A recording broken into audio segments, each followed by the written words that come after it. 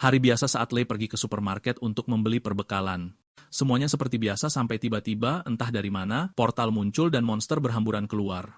Para goblin langsung mulai membunuh pelanggan supermarket, tak menyisakan seorang pun. Untungnya, Lei menemukan parang dan membela diri. Berkat pengalamannya sebagai tentara bayaran, dia dengan mudah mengalahkan beberapa goblin. Dia mengumpulkan para penyintas yang ketakutan, mempersenjatai mereka dengan apapun yang dia temukan, dan memimpin mereka maju untuk melawan para goblin yang terus berdatangan. Awalnya, semuanya berjalan baik, tetapi kemudian orang-orang mulai lelah, dan aliran goblin tidak berhenti. Tak lama kemudian, militer tiba, dan dengan senjata api mereka, Lei membantu menghabisi monster yang tersisa. Pada saat itu, jendela sistem muncul di depannya dengan pemberitahuan bahwa game sedang dimulai ulang. Saat Lei mencoba memahami apa artinya, portal itu bersinar lagi, dan orc besar keluar. Lei dan para prajurit melepaskan tembakan, tetapi peluru itu tidak berguna. Orc itu kebal terhadap senjata api. Kemudian salah satu penyintas, yang baru saja meringkuk ketakutan, bergegas maju dan menjatuhkan orc itu dengan satu ayunan kapaknya, mengklaim bahwa titik lemahnya adalah kaki. Lei tidak bisa mengerti apa yang terjadi. Bagaimana bisa orang ini, yang gemetar melihat satu goblin tiba-tiba menjadi begitu kuat dan percaya diri? Tak lama kemudian, semua penyintas lainnya menunjukkan perubahan yang sama, berubah menjadi pembantai monster berpengalaman. Anehnya, perubahan itu memengaruhi semua orang kecuali pahlawan kita. Tiba-tiba, dia menerima pemberitahuan sistem yang menjelaskan segalanya. Karena kegagalan sistem, regresinya telah gagal. Semua orang telah kembali dari masa depan. Mereka tahu segalanya tentang monster dan memiliki pengalaman bertempur selama bertahun-tahun. Pada saat itu, Lei menyadari bahwa dia benar-benar kacau. Tetapi sebelum dia dapat memprosesnya, pemberitahuan lain muncul. Sistem telah memberinya keterampilan khusus yang unik sebagai kompensasi. Itu adalah efek kupu-kupu tingkat 1 yang diberikan karena dia belum kembali. Setiap tindakan yang dia ambil yang mengubah masa depan, sekarang akan memberinya poin bonus. Lei menatap kata-kata itu dan mengerti. Efek kupu-kupu berarti bahkan tindakan terkecil pun dapat menyebabkan badai di sisi lain dunia. Lebih banyak orc keluar dari celah dan para pemain bergegas maju untuk bertarung. Lei menembak sambil menilai pertempuran. Dengan status pemain barunya, dia sekarang dapat melihat nama dan level setiap monster di atas kepalanya. Pelurunya hanya meninggalkan bekas hangus samar, membuktikan tidak berguna melawan kulit tebal orc. Senjata jarak dekat bekerja lebih baik karena para regresi sudah tahu titik lemah mereka. Menyadari hal ini, dia mengembalikan pistol dan mengambil kapak. Sistem menghadiahinya dengan poin bonus, menunjukkan bahwa pilihan barunya mengubah masa depan.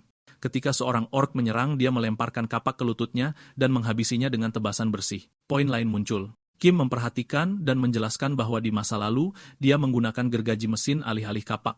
Lei tersenyum, mengerti bahwa setiap pilihan yang berbeda menciptakan masa depan baru. Kim kemudian mengatakan kepadanya bahwa dia pernah membunuh 3 orc menggunakan thinner. Lei mengingatnya sebagai bahan kimia yang mudah terbakar dan memutuskan untuk mencobanya. Efek kupu-kupu dipicu lagi, memberinya lebih banyak poin. Dia menuangkan thinner ke orc, membakarnya, dan menyaksikan api melalap mereka. Sistem memberikan beberapa poin bonus, dan kepercayaan diri meningkat dalam dirinya.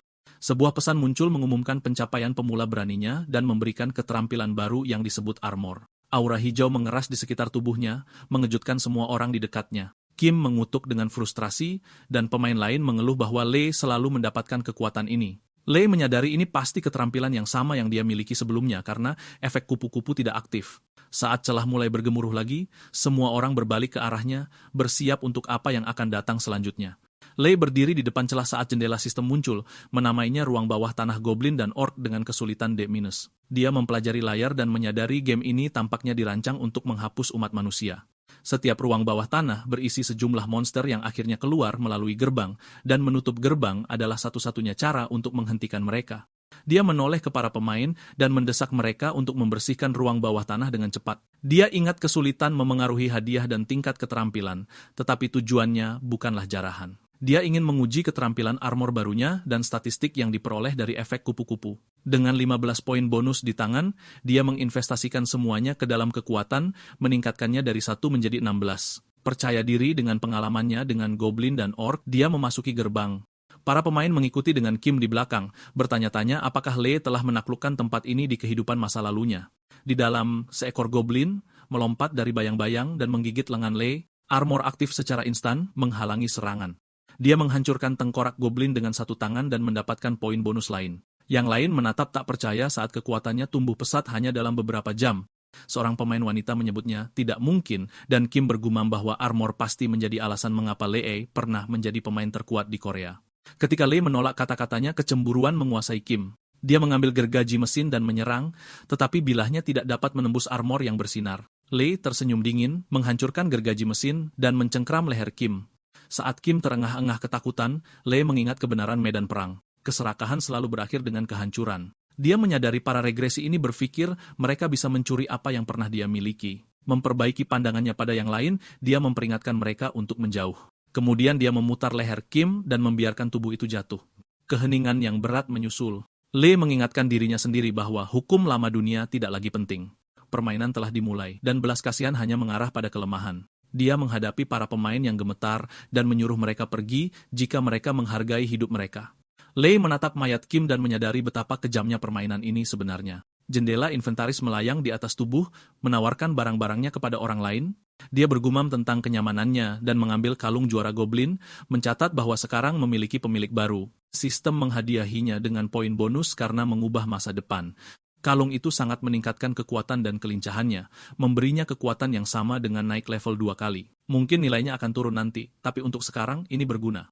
Ketika seorang pemain mengejek penampilannya, Lee mengabaikan komentar itu dan mengambil gergaji mesin yang rusak untuk menebang goblin yang tersisa. Bahkan jika peningkatannya terasa kecil, setiap sedikit kekuatan berarti. Segera sebuah notifikasi muncul yang menyatakan bahwa semua monster sudah mati dan dungeon akan runtuh dalam 3 menit. Dia ingat bahwa gerbang hanya tertutup ketika semua monster di dalamnya terbunuh. Mereka yang gagal melarikan diri menghilang bersamanya, yang menjelaskan penghitung waktu melarikan diri yang singkat. Di dekat gerbang, dia melihat anak laki-laki yang sebelumnya menangis pada ayahnya. Lee bertanya apakah dia ingin mati di sini. Anak laki-laki itu bersikeras untuk tinggal bersamanya. Lee memerintahkannya untuk pergi, tetapi anak laki-laki itu terus memohon. Frustrasi, Lee memarahinya lagi dan memberikan 9 poin bonus yang tersisa untuk kekuatan, meningkatkannya menjadi 25-28 dengan kalung itu. Anak laki-laki itu kemudian mengungkapkan bahwa mereka kembali 10 tahun ke masa lalu. Dia mengatakan bahwa hidupnya tidak akan berubah bahkan setelah 10 tahun itu, jadi dia ingin menjadi pahlawan sekali saja. Dia meminta untuk mengikuti Lee, menyebut dirinya Kim Min-so. Kata-katanya dan pengetahuannya tentang peristiwa masa depan menarik perhatian Lee. Min-so mengaku bahwa dia bertarung dengan monster dan naga selama 10 tahun dan sekarang ingin melayani pahlawan Korea. Lee menganggapnya menarik dan menerima kesetiaannya. Saat mereka meninggalkan gerbang, Lee bertanya, apakah menjadi seorang sidekick adalah satu-satunya tujuan Min-so? Min-so menjawab bahwa dia ingin menjadi orang kedua yang berkuasa, memanggil Lee nomor 1. Lee menantangnya untuk membuktikannya dengan membuat daftar 10 pemain masa depan, sekutu atau musuh, memperingatkan bahwa pengkhianatan berarti kematian. Min-so setuju, dan mereka bertukar detail kontak sebelum berpisah. 3 hari kemudian, dunia terus menyesuaikan diri dengan regresi. Banyak pemain tetap diam, takut disebut gila, atau berharap untuk kehidupan baru. Tetapi dengan semua orang yang mengalami regresi, tidak ada yang bisa menonjol sebagai satu-satunya karakter utama. Media dan platform online dipenuhi dengan cerita tentang dunia baru. Lee menonton berita dari apartemennya. Pembawa berita, Jung Moon-yang, melaporkan bahwa dunia telah berubah menjadi permainan dan memperkenalkan Lee Dong-guk, Direktur Cabang Asia Pasifik dari Asosiasi Pemain Dunia. Jung bertanya tentang kekacauan seputar regresi. Dong-guk menjelaskan bahwa itu menguntungkan umat manusia karena pemain yang lebih kuat dapat melindungi orang lain dan memulihkan ketertiban lebih cepat. Hanya mereka yang menjual pengetahuan masa depan yang menimbulkan masalah. Jung kemudian bertanya apakah regresi terkait dengan dungeon terakhir karena pemain mengalami regresi 3 jam setelah 21 orang memasukinya. Lee mendengarkan dan ingat bahwa dungeon terakhir muncul 10 tahun kemudian. 3 jam setelah masuknya, semua orang mengalami regresi. Jung berspekulasi bahwa itu mungkin akhir sebenarnya dari permainan. Saat siaran berakhir, Lee bergumam tentang bajingan kotor dan ingat bahwa dia pernah menjadi pemain terkuat. Lee mendengarkan berita dan akhirnya mengerti mengapa para pemain di toko perangkat keras memanggilnya pahlawan. Sebuah poin bonus muncul dan dia menduga itu untuk bubble wrap di jendelanya. Di kehidupan masa lalunya dia tidak pernah repot dengan hal-hal seperti itu. Sekarang bahkan tindakan kecil tampaknya menghadiahinya. Dia mendapatkan poin karena minum air dan duduk di sofa. Totalnya naik menjadi 37 dan pertumbuhan yang stabil mengangkat suasana hatinya. Saat dia melihat angka-angka itu, ambisi berkobar dalam dirinya.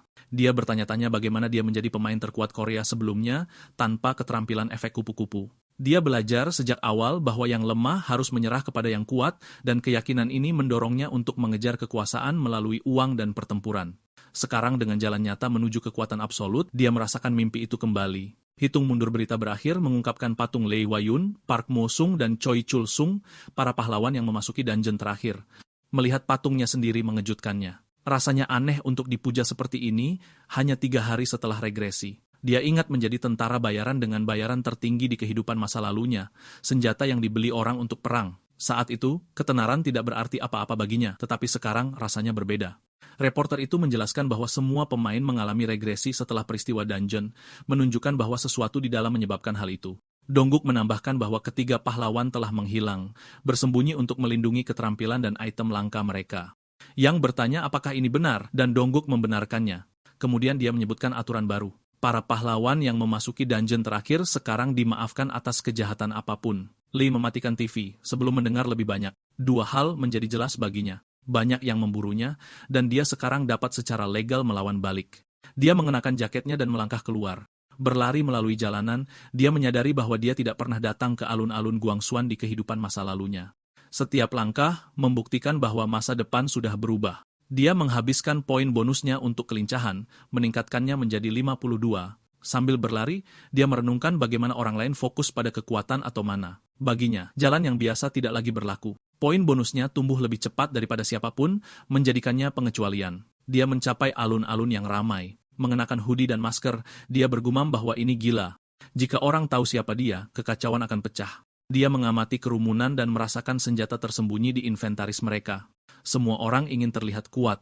Ketenaran telah mengubah pemain menjadi idola, tetapi juga menjadi mangsa. Dia melihat patung-patung itu lagi. Orang-orang pernah berdoa di depan mereka seperti penyembah di depan dewa. Sekarang area itu kosong. Matanya berhenti pada patungnya sendiri yang ditandai dengan gelar bayangan kematian. Tiba-tiba, seorang pemain bernama Kim Chang-bae muncul dan menghancurkan kepala patung itu dengan gada. Sebuah pesan sistem muncul, memberikan poin bonus kepada Lee karena mengubah masa depan. Chang-bae mendarat di dekatnya dan menyembunyikan senjatanya, tidak menyadari siapa yang berdiri di depannya. Chang-bae menghancurkan patung itu dan mulai berlari.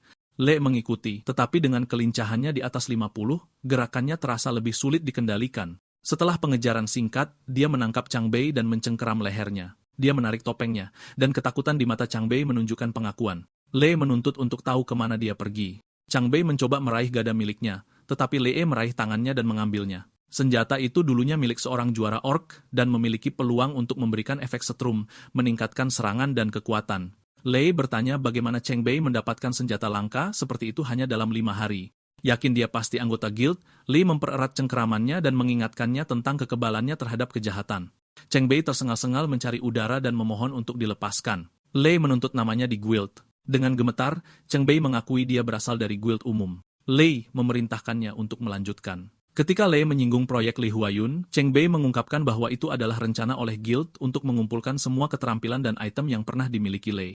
Setelah beberapa keraguan, dia mengakui target pertama adalah skill siluman. Itu terletak di Laichen Dungeon, yang akan dibuka dalam 3 hari. Dia menambahkan bahwa 100 pemain akan menunggu di sana, yakin bahwa Lee akan kembali untuk itu. Lee menyadari pemain-pemain itu pasti para regresor. Kemudian, Lee bertemu Minsu dan menjelaskan apa yang telah dia pelajari. Minsu tidak mempercayai Chang-bae dan meminta izin untuk membunuhnya, tetapi Lee menolak. Minsu bersikeras bahwa guild akan bertindak lebih cepat, sementara Chang-bae mengklaim itu akan terjadi besok. Lee tahu salah satu dari mereka berbohong. Perdebatan mereka semakin memanas sampai Lee meraih keduanya di leher dan menuntut bukti. Minsu menunjukkan ponselnya dengan sebuah artikel yang menyatakan bahwa Lee akan muncul di Laichen Dungeon pada tanggal 7 Januari besok. Dia menjelaskan bahwa dungeon itu muncul lebih awal dalam game dan bahwa Lichen jauh lebih kuat daripada goblin atau orc. Mereka bergerak dalam kelompok dan tidak ada yang membersihkan dungeon itu sebelumnya. Ketika mereka melarikan diri, mereka menghancurkan kota-kota dan membunuh ribuan orang. Lee sekarang mengerti mengapa dungeon itu menjadi terkenal. Itu menyebabkan kehancuran besar dan orang-orang lebih takut padanya daripada yang lain. Minsu mengingatkannya bahwa dia adalah orang yang menghancurkannya di masa lalu. Lee menoleh ke Chang-bae menuntut untuk tahu siapa yang memerintahkannya untuk menghancurkan patung itu. Chang-bae tersentak dan meraih ke inventarisnya. Lee bereaksi lebih dulu dan mematahkan lehernya. Sebuah pesan muncul memberikan poin bonus. Lee menyadari dia pasti telah menyelamatkan Chang-bae di kehidupan masa lalunya. Dunia berubah lebih cepat sekarang karena para regresor. Dia menoleh ke Minsu dan menyebutkan mencari cara untuk membunuh Lichen, mungkin menggunakan racun. Minsu mempertanyakan mengapa dia bertanya tentang hal-hal yang seharusnya sudah dia ketahui. Lee memotongnya dan mengakui dia tidak pernah kembali ke masa lalu, memperingatkannya untuk merahasiakannya. Minsu terkejut dan menjelaskan bahwa pengetahuan seperti itu tidak berarti apa-apa tanpa kekuatan. Li Chan adalah monster level 5, dan pemain level rendah tidak bisa masuk. Li mengangguk, menyadari dia harus mencapai level 5 segera. Lei hanya level 2, tetapi tahu level tidak berarti banyak. Dengan 80 poin stat dan 162 poin bonus, totalnya mencapai 242. Menurut perkiraannya, dia setara dengan pemain level 80. Namun, Min Soo mengingatkannya bahwa bahkan dengan kekuatan seperti itu, dia belum bisa menghadapi Li Chan, dan level rendahnya mencegah masuk dungeon. Li meminta Min Soo untuk membawanya ke suatu tempat untuk naik level. Min Soo menjelaskan bahwa hanya dungeon goblin dan orc yang ada untuk saat ini karena gerbang baru terbuka perlahan, dan gerbang Li Chan muncul besok. Sebagian besar pemain mengabaikan dungeon yang lebih lemah, menyebutnya buang-buang waktu. Li menyebut monster-monster itu imut dan menggunakan poin bonusnya untuk meningkatkan kekuatan menjadi 187, memperkuat skill armornya dengan itu. Mereka tiba di dungeon goblin dan orc. Seorang goblin melempar batu, tetapi Le bergerak cepat dan membunuh dua dengan mudah. Kecepatan dan kekuatannya tidak memberikan ruang untuk perlawanan. Saat bertarung, dia bertanya kepada Minsu tentang batu skill. Minsu menjelaskan bahwa mereka berada di dekat jantung monster, dan warnanya menunjukkan kelas. Putih untuk umum, ungu untuk langka, kuning untuk unik, dan merah untuk legendaris. Skill siluman dari Li Chan Dungeon termasuk dalam kelas langka, jadi batunya bersinar ungu. Li bertanya tentang arti dari kelas-kelas ini. Min Soo mengatakan kepadanya bahwa langka dan di bawahnya dapat muncul berkali-kali, tetapi unik dan legendaris hanya ada sekali. Keterampilan juga dapat naik level, meningkatkan efeknya. Ketika Le bertanya tentang keterampilan khusus, Min Soo mengakui dia belum pernah mendengarnya, dan Le menghentikan topik tersebut. Keesokan harinya, Le mencapai level 5. Dia dan Min Soo berdiri di tempat di mana gerbang Lai Chen akan segera muncul. Kerumunan sudah berkumpul. Li menginstruksikan Min Soo untuk mengamati sementara dia menangani sisanya sendirian. Di depan, sekitar 100 pemain dari guild umum menunggu. Hanya 5 yang bisa memasuki dungeon, dan Le harus berada di antara mereka. Seorang pria melangkah maju dan mengumumkan bahwa disinilah Le Hua Yun mendapatkan skill siluman di masa lalu. Dia menyatakan guild umum akan merebutnya kali ini. Kerumunan bersorak yakin akan kemenangan.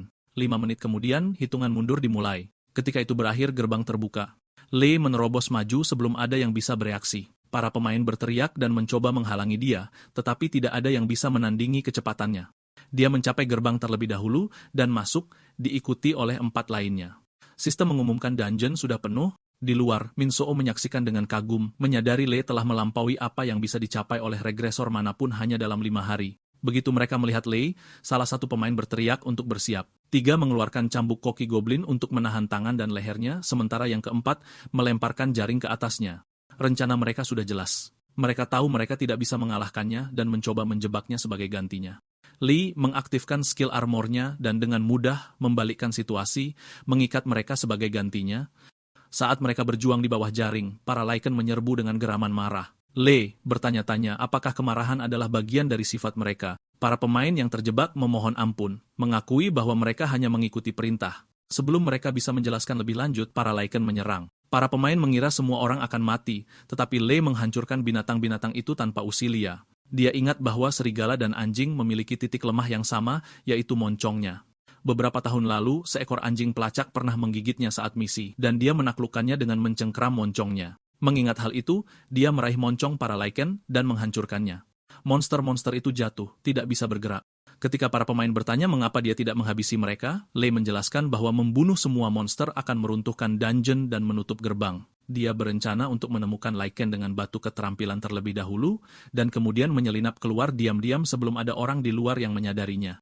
Ketika para Lycan bangkit lagi, Le bergumam bahwa ini tidak cukup dan menghancurkan tulang mereka sepenuhnya. Kemudian dia berbalik ke arah para pemain yang terjebak dan menuntut nama pemimpin mereka. Dengan gemetar, mereka mengungkapkan itu adalah Choi Chul Siung.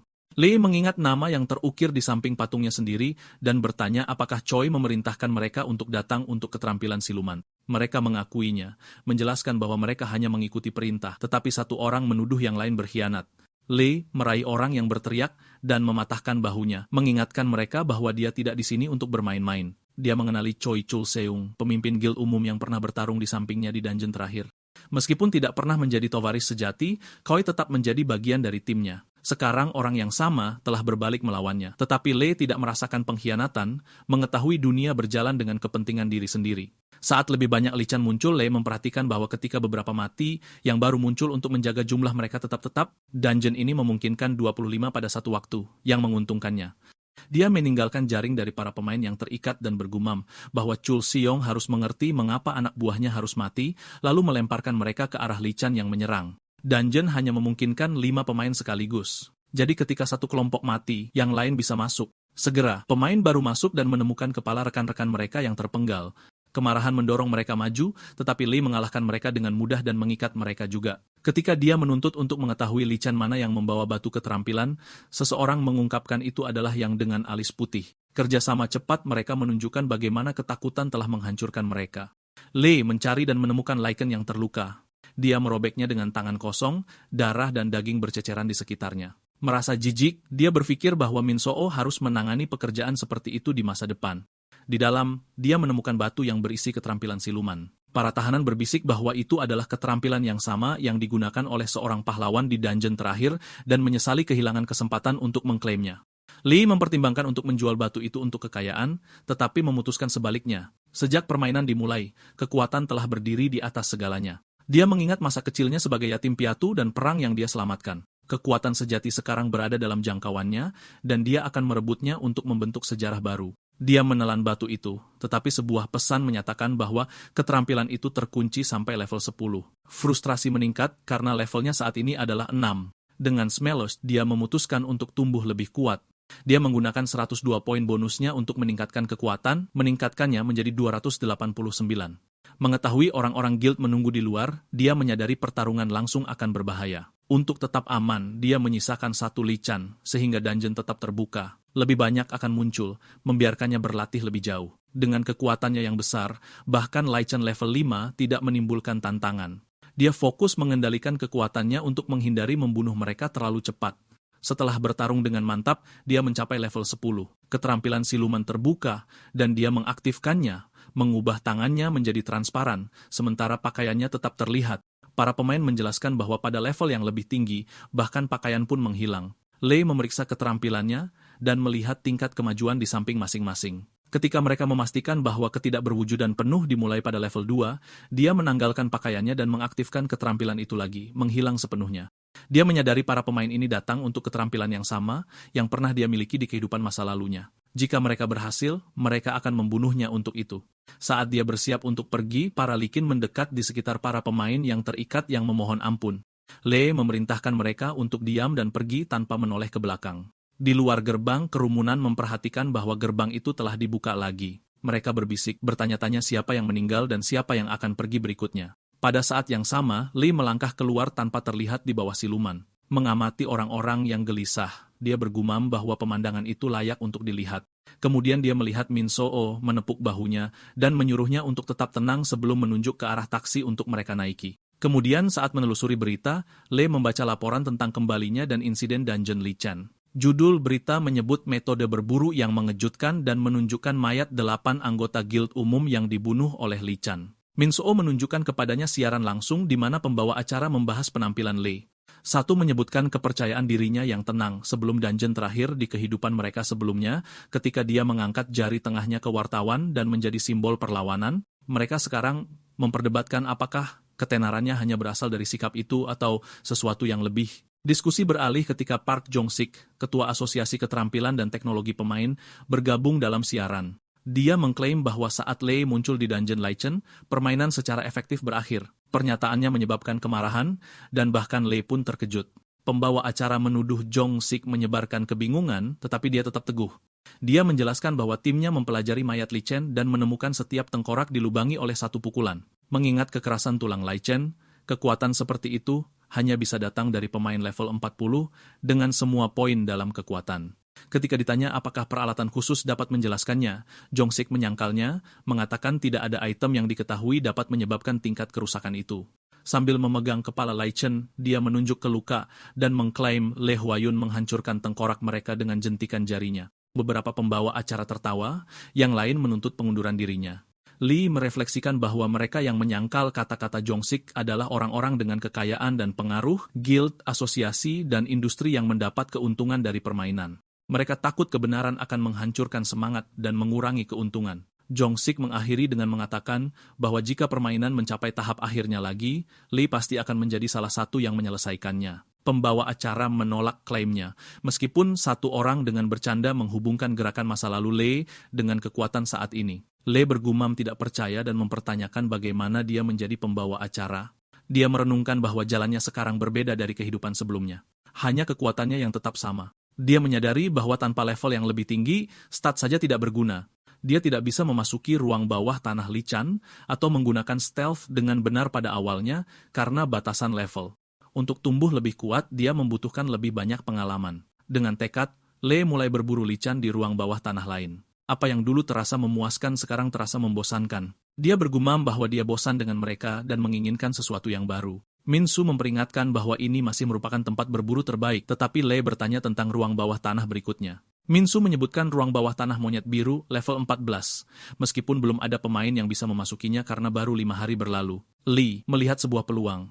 Jika tidak ada yang bisa masuk, maka monyet biru akan muncul dengan sendirinya. Min So ingat betapa berbahayanya mereka di kehidupan masa lalu mereka. Lee mengakui itu mungkin berisiko, tetapi tetap percaya diri. Dengan poin bonus yang setara dengan apa yang orang lain akan dapatkan setelah lebih dari 100 level, dia percaya bahwa di depan kekuatan sejati, tidak ada monster yang berarti. Mereka yang tidak pernah terbangun sebagai pemain tidak mengalami regresi, namun mereka sudah tahu monyet biru akan segera muncul dan menghancurkan segalanya. Itulah mengapa jalanan kosong. 6 hari setelah permainan dimulai, tidak ada yang cukup kuat untuk menghadapi monster seperti itu. Lee dan Min So berjalan ke tempat parkir bawah tanah. Keheningan terasa berat. Min So mengakui dia hanya melihat monyet biru di berita, tetapi tahu betapa menakutkannya mereka. Mereka berdiri di atas level 10, dapat menyerang dari jarak jauh, dan bahkan meniru manusia. Sebuah klakson mobil tiba-tiba bergema di kejauhan, dan Min So menebak monster-monster itu sedang memainkannya. Lee mencatat bahwa mereka telah melarikan diri dari gerbang. Dia membuka jendela statusnya dan memindahkan semua 251 poin bonus ke kelincahan, meningkatkannya menjadi 578. Dalam sekejap dia menghilang menuju monster. Min So menyaksikan dengan tak percaya, mengetahui bahwa bahkan satu pukulan dari monyet biru bisa membunuhnya. Lee menebas monster dengan mudah. Upaya mereka untuk mundur gagal karena aturan mencegah mereka memasuki kembali ruang bawah tanah. Dia melihat ketakutan di mata mereka, ketakutan yang sama yang ditunjukkan manusia ketika kematian sudah dekat. Min So merasa aneh bahwa makhluk yang pernah ditakuti oleh manusia sekarang melarikan diri dalam teror. Sambil menyeringai, Lee mengejar mereka, mengetahui bahwa naik level secara konstan adalah satu-satunya cara untuk tetap berada di dalam game. Tanpa itu, dia akan kehilangan akses ke ruang bawah tanah dan keterampilan. Ketika dia memeriksa lagi, dia telah mencapai level 17 dengan 202 poin bonus. Min Su terkejut bahwa dia mendapatkan begitu banyak dalam 6 hari, tetapi Lee merasa kelelahan merayap masuk. Stamina rendahnya tidak bisa lagi menyeimbangkan kecepatan dan kekuatannya. Dia menambahkan semua poin ke stamina, meningkatkannya menjadi 213, dan melanjutkan pertarungan. Monyet biru melemparkan puing-puing ke arahnya, tetapi tidak ada yang memperlambatnya. Ketika yang terakhir jatuh, Min Suu menatap dengan kagum, menyadari bahwa jika orang melihat ini, mereka akan kehilangan akal sehat.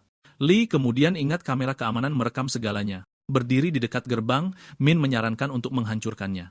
Dia menjelaskan bahwa jika tetap terbuka, lebih banyak monster akan muncul, menjadikannya lahan pertanian yang menghalangi yang lebih kuat untuk muncul. Lee setuju bahwa monyet biru sekarang terlalu lemah untuk memberinya pertumbuhan nyata. Dia hanya datang karena belum ada ruang bawah tanah yang lebih tinggi. Min Suu menambahkan bahwa membersihkan ruang bawah tanah membuka yang lebih kuat dan umat manusia tidak pernah membiarkan gerbang yang lebih lemah tetap ada. Lee bertanya apakah ini berarti mengalahkan lebih banyak ruang bawah tanah hanya akan membuat hidup lebih sulit bagi orang lain. Min So mengangguk, menunjukkan bahwa Lee baru saja membersihkan gerbang level 14 dalam 6 hari, sesuatu yang membutuhkan waktu, hampir sebulan dalam kehidupan masa lalu mereka. Ketika Lee bertanya bagaimana dia tahu, Min So menunjukkan kepadanya sebuah aplikasi tempat para pemain memposting catatan dan strategi ruang bawah tanah. Waktu penyelesaian pertama menjadi resmi, dan pemain top mendapatkan pengakuan nasional. Mendengar ini, Lee memutuskan untuk memposting catatan mereka dengan nama Fearless, sebuah kata yang berarti tanpa rasa takut. Min So setuju dan mengunggahnya. Segera, forum meledak dengan kegembiraan dan kepanikan atas kedatangan ruang bawah tanah level 15. Sementara itu, di dalam tempat penampungan terdekat, warga sipil menyaksikan siaran tersebut. Seorang gadis kecil bertanya kepada ibunya kapan mereka bisa pulang. Wanita itu mengatakan akan membutuhkan waktu 29 hari. Kemudian seorang pria berteriak bahwa ruang bawah tanah telah dibersihkan. Orang-orang memanggilnya pembohong sampai layar menyala dengan rekaman Lee membunuh monyet biru. Sorak-sorai memenuhi aula ketika mereka menyadari itu benar. Di situs pemain, semua orang memperhatikan nama baru Fearless. Tidak ada yang tahu siapa dia, tetapi itu tidak masalah. Bagi orang-orang yang menonton, seorang pahlawan baru telah muncul. Lee dan temannya berjalan di sepanjang jalan, mendiskusikan peristiwa kehidupan masa lalu mereka. Temannya ingat bahwa ruang bawah tanah level 15 dibersihkan 41 hari setelah permainan dimulai, tetapi itu terjadi di Jepang tempat kuda bermata merah muncul. Korea juga memiliki gerbang level 15, namun tidak ada yang cukup kuat untuk membersihkannya. Ketika Lee bertanya tentang monster mereka berikutnya, temannya menjelaskan itu adalah beruang raksasa level 15. Dia menambahkan bahwa monster di bawah level 20 tidak berbahaya karena mereka tidak memiliki keterampilan, meskipun level yang lebih tinggi membutuhkan waktu lebih lama untuk dikalahkan. Dia ingat bahwa 71 hari pernah berlalu antara pembersihan ruang bawah tanah level 19 dan level 20. Saat mereka terus berjalan, temannya bertanya-tanya apakah 300 km terlalu jauh. Lee menjawab bahwa setiap langkah memberinya poin bonus, jadi berjalan itu sendiri bermanfaat. Ini membuat temannya merenungkan bahwa bahkan tindakan kecil pun dapat mengubah masa depan. Menjatuhkan pena atau menghindari serangga dapat mengubah apa yang akan terjadi, jadi Lee berjalan dengan hati-hati, sadar bahwa setiap pilihan membentuk jalannya. Sebuah truk tiba-tiba membunyikan klakson di belakang mereka. Pengemudi berteriak dan mengutuk, menyuruh mereka menyingkir. Lee menjawab dengan tenang, tetapi pria itu terus berteriak dan mempercepat. Kemarahan melintas di wajah Lee, dan sebelum temannya dapat menghentikannya, Lee menghilang. Dia menyusul truk, menghadapi pengemudi, dan memperingatkannya untuk mengendalikan emosinya jika dia ingin hidup. Pengemudi meminta maaf dengan cepat, dan Lee melepaskannya, memilih kedamaian daripada kemarahan. Saat mereka melanjutkan perjalanan, Lee menyadari ruang bawah tanah terbuka lebih cepat dari sebelumnya. Ini memberinya kesempatan untuk memperlebar jarak antara dirinya dan orang lain. Mereka yang memiliki ingatan masa lalu kehilangan keuntungan mereka, sementara dia terus tumbuh lebih kuat sendiri. Adegan beralih ke pertempuran di dalam dungeon level 15. Seekor beruang besar menjulang di atas Lee. Dia tahu begitu monster level 20 muncul, mereka akan mulai menggunakan skill, jadi dia harus tumbuh lebih kuat dengan cepat. Beruang itu menyerang dengan keras, membuatnya terdorong mundur, tapi dia menghindar dan memanjat lengannya. Dengan ledakan kekuatan, dia menghancurkan lehernya dan melihatnya jatuh. Lebih banyak hewan buas menyerbu masuk, tapi dia mengalahkan mereka semua. Sementara itu, perdebatan menyebar secara online tentang siapa yang membersihkan dungeon level 14. Beberapa berpendapat itu adalah Lee Hwa-yun, yang lain mengatakan Park Musung. Temannya menyebutkan bahwa dungeon level 16 sudah dibersihkan oleh Poison Choi, yang nama aslinya adalah Choi Chul Seong. Dia pernah menjadi salah satu pria yang memasuki dungeon terakhir dengan Lee. Lee merenungkan bahwa Choi pasti mendapatkan skill langka dari kehidupan masa lalunya. Temannya ingat bahwa Choi adalah raja racun dan pemimpin guild terkuat di Korea, Guild General. Lee ingat bagaimana Choi pernah mencoba mencuri skill silumannya dan memutuskan dia harus bergerak lebih cepat. Ketika Lee bertanya tentang senjata Choi, temannya ingat belati hitam yang pernah menjadi milik macan tutul emas, monster level 20 dari Korea. Lee mengabaikan ingatan itu, hanya fokus pada kemajuannya sendiri. Temannya mengabarinya bahwa dungeon level 17 dan 18 telah dibersihkan pada bulan Januari. Saat mereka keluar dari dungeon lain, Lee bertanya tentang dungeon berikutnya. Dungeon level 19 terletak di dekat stasiun Gangnam, dan dungeon level 21 akan dibuka di Taman Yeldong di Bundong. Lee mencatat bahwa akan membutuhkan sekitar 30 menit untuk sampai ke sana tanpa lalu lintas. Temannya merasa lega bahwa daerah itu memiliki lebih sedikit orang, tetapi Lee mengingatkannya bahwa bahkan jika kerumunan muncul, tidak ada yang bisa masuk. Hanya dia yang bisa mengklaim senjata itu lagi. Sekarang di level 21, Lee memegang 744 poin bonus. Dia menyalurkan semuanya ke kekuatan, meningkatkannya menjadi 1033. Sebuah notifikasi sistem muncul mengumumkan bahwa kekuatannya telah melampaui 1000 untuk pertama kalinya. Dia mendapatkan gelar baru, Raja Kekuatan, dan mendapatkan skill membatu yang membekukan lawan selama 3 detik. Menguji skill pada temannya menegaskan kekuatannya. Temannya membandingkan kekuatan Lee dengan yang Xiang Wei, Kaisar Tiongkok, yang pernah memimpin semua pemain di sana dan membersihkan banyak dungeon. Lee bertanya-tanya apakah skill barunya sama dengan milik Kaisar, dan temannya membenarkannya. Lee kemudian menginstruksikan temannya untuk pergi ke Taman Yeldong dan mengawasi siapa yang berkumpul di sana. Sementara itu, dia akan membersihkan dungeon level 19 di stasiun Gangnam. Min-su setuju dan berjanji untuk menghubunginya jika ada sesuatu yang tidak biasa terjadi.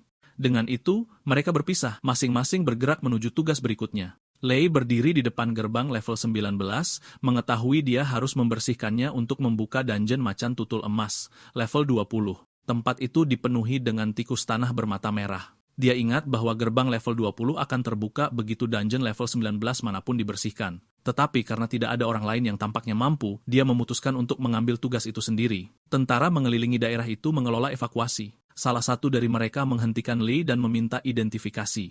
Lei mengakui dia tidak punya. Seekor tikus tanah tiba-tiba meledak dari tanah dan para tentara menembak, tetapi peluru mereka tidak melakukan apa-apa. Tentara itu mendesaknya untuk pergi, tetapi Lei dengan tenang menjelaskan bahwa senjata tidak dapat membahayakan monster seperti itu.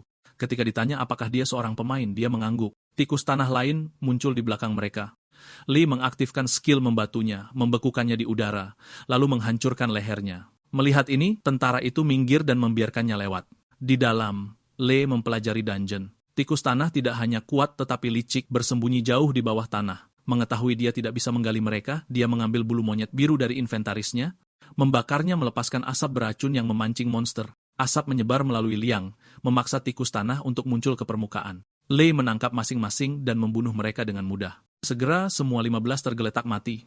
Sebuah pesan sistem muncul mengumumkan pembersihan dungeon dan gerbang runtuh dalam 3 menit. Teleponnya berdering. Minsu memperingatkan bahwa wartawan telah mengepung dungeon macan tutul emas. Li menyuruhnya untuk mengusir mereka dan mengatakan dia akan segera tiba. Minsu merasa aneh bahwa Guild Jenderal belum muncul meskipun mengetahui tentang skill siluman Lei. Lei menyimpulkan mereka menghindarinya karena mereka tahu berpapasan dengannya berarti kematian. Lei meninggalkan para tentara dan berkendara ke Taman Yeldong.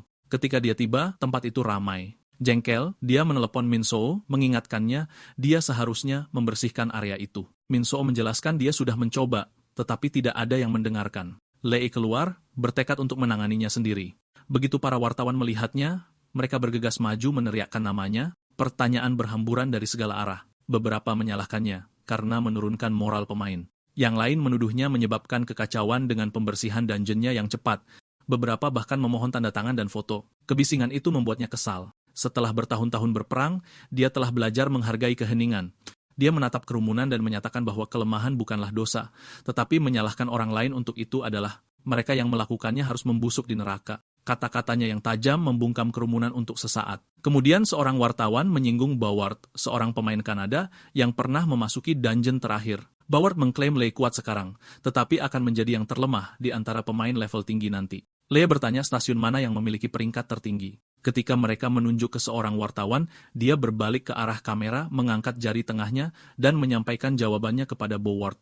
Lee melangkah ke dungeon macan tutul emas, di mana 7 macan tutul emas berkeliaran. Dungeon hanya memungkinkan 2 pemain, dan memiliki kesulitan B+, yang dikenal karena memberikan item langka. Dia ingat bahwa berburu hewan buas ini biasanya membutuhkan 2 pemain terampil, dan dungeon B+ tidak pernah mudah. Seekor macan tutul mengaum dan membuatnya terpana. Dia sudah menduganya, tahu raungan itu mencegahnya menggunakan skill untuk sementara. Tanpa kemampuannya, dia harus bertarung dengan cara berbeda. Saat macan tutul lain menerjang, dia menghindari cakarnya, sadar bahkan goresan kecil bisa berakibat fatal. Dia mengaktifkan silumannya, bergerak tak terlihat di medan perang. Dari bayang-bayang, dia menyerang dengan cepat, mengandalkan kecepatan dan ketepatan daripada pertahanan. Menyadari bahwa bergulat adalah satu-satunya pilihan, dia menangkap seekor macan tutul dan membantingnya ke tanah. Pertarungan berlarut-larut, tapi dia bertahan. Akhirnya, ke-7 binatang itu tumbang. Pesan sistem menyatakan dungeon telah dibersihkan, dan dia memeriksa inventarisnya. Di dalamnya terdapat belati bernama belati kehancuran. Deskripsinya mengatakan itu menyalurkan energi dari keterampilan penggunanya. Lei melengkapinya, mencatat bahwa ia belum memiliki statistik tetap tetapi memancarkan kekuatan yang luar biasa. Mengaktifkan armor, dia melihat belati itu mendapatkan skill yang sama. Ketika dia menjadi tidak terlihat, bilahnya menghilang bersamanya. Kekuatannya tumbuh seiring dengan kekuatannya sendiri, seperti yang terjadi di kehidupan masa lalunya. Puas, dia bersiap untuk pergi saat gerbang mulai runtuh. Di luar, kerumunan wartawan mengerumuninya lagi. Mereka meneriakkan namanya dan membombardirnya dengan pertanyaan tentang Fearless, dungeon, dan senjatanya. Kebisingan mereka membuatnya jengkel. Dia melihat Minso di dekatnya, meminta maaf karena gagal membersihkan area itu. Lee mengerti. Temannya tidak memiliki pengaruh untuk menghentikan mereka. Dia memperhatikan sesuatu yang aneh. Tidak ada pemain yang muncul. Biasanya banyak yang akan bergegas ke sini untuk mencuri jarahan atau keterampilannya, namun tidak ada yang datang. Pikiran itu membuatnya gelisah. Kemudian seorang reporter berteriak, bertanya kapan dia akan mendapatkan skill unik mata dewa. Lee membeku karena bingung karena dia belum pernah mendengarnya. Temannya memberi isyarat kepadanya setelah mendengar nama mata dewa, mengingatkan Lee bahwa itu dulunya adalah keahliannya. Wartawan mendekat menuntut untuk mengetahui statistik dan levelnya. Lee menjawab dengan tenang bahwa dia level 24 dengan kekuatan 1033. Keheningan menyelimuti. Dia menyatakan bahwa dia berada di luar hukum dan memperingatkan bahwa jika ada yang mengganggunya lagi dia akan membunuh mereka. Keesokan harinya kekacauan menyebar ke seluruh dunia. Surat kabar mencetak berita utama yang menyebutnya kelahiran dewa dan mengejek-ejekan Baward sebelumnya. Yang lain melaporkan bahwa Golden Leopard Dungeon dibersihkan dalam waktu kurang dari 40 menit. Pemerintah menyatakan keprihatinan, dan Korea Utara menyebutnya sebagai ancaman global. Setiap outlet menulis tentang penolakannya untuk memberikan wawancara dan ancamannya terhadap media. Kemudian Lee dan Min Soo duduk di ruang tamunya. Lee bertanya tentang mata dewa. Min Soo membenarkan keberadaannya, mengatakan Lee memilikinya di kehidupan masa lalunya. Itu memungkinkannya untuk melihat statistik dan inventaris lawan, menjadikannya keterampilan yang unik dan tak tertandingi. Saat naik level, ia berevolusi melalui proses yang disebut kebangkitan kedua, berubah tidak hanya dalam kekuatan tetapi juga dalam bentuk. Min Soo berspekulasi bahwa pada level yang lebih tinggi, keterampilan itu bahkan dapat mendeteksi gerakan kecil pada pupil atau detak jantung musuh, memberikan Lee ketepatan sempurna dalam pertempuran. Lee bertanya di mana itu bisa ditemukan, dan Min Soo menyarankan untuk memeriksa situs web pemain yang melacak catatan dungeon. Meskipun tidak sempurna, itu bisa mempersempit pencarian. Lee tahu waktu sudah dekat. Banyak pemain telah kembali dan akan berlomba untuk mengklaim keterampilan itu. Guild besar dan pemain level rendah akan memburunya. Min Soo mengingatkannya bahwa dia adalah salah satu pemain terkuat di kehidupan masa lalunya dan bahwa orang-orang terus-menerus membicarakannya. Rumor tentang proyek Li Huayun menyebar dengan cepat, dan guild-guild besar telah mulai mempelajari catatan mereka yang memasuki dungeon terakhir. Lee bertanya-tanya apakah catatan ini dibuat karena mereka meramalkan regresi, tetapi Min Soo menjelaskan bahwa itu dibuat untuk pembunuhan. Guild mendokumentasikan setiap pemain yang kuat, mencatat di mana mereka mendapatkan item dan keterampilan mereka. Pengetahuan itu memungkinkan mereka merencanakan pencurian dan pembunuhan. Guild Jenderal pernah mencoba mencuri keterampilan siluman Lee menggunakan cambuk dan jaring setelah mengetahui dia memiliki armor. Bahkan setelah gagal, mereka melacaknya dengan cermat, menunggu kesempatan lain. Lee menyadari catatan ini adalah peta harta karun yang mengarah langsung ke kekuatan masa lalunya. Min Soo mengakui bahwa guildnya sendiri pernah mengumpulkan data semacam itu juga.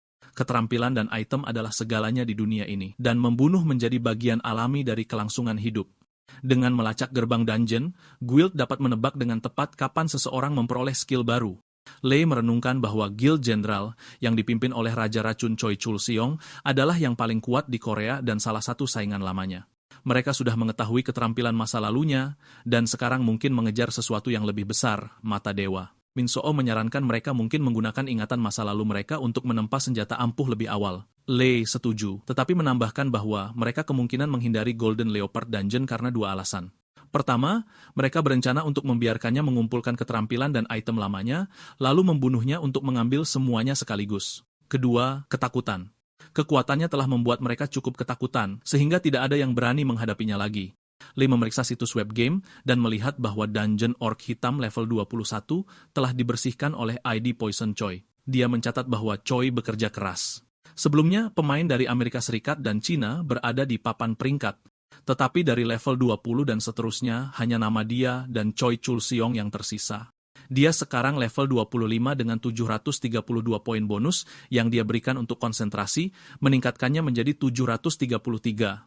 Dia merenungkan bahwa belum ada yang bisa menjadi kaisar karena gelar itu membutuhkan stat di atas 1000. Ketika kekuatannya melampaui tanda itu, ia mendapatkan gelar Raja Kekuatan dan membuka skill membatu yang pernah dimiliki oleh kaisar yang Xiang Wei di kehidupan masa lalunya. Karena hanya dungeon level 21 yang telah dibersihkan sejauh ini, tidak mungkin ada yang mencapai kekuatan itu. Temannya setuju dengan keputusannya, mencatat bahwa konsentrasi sangat penting.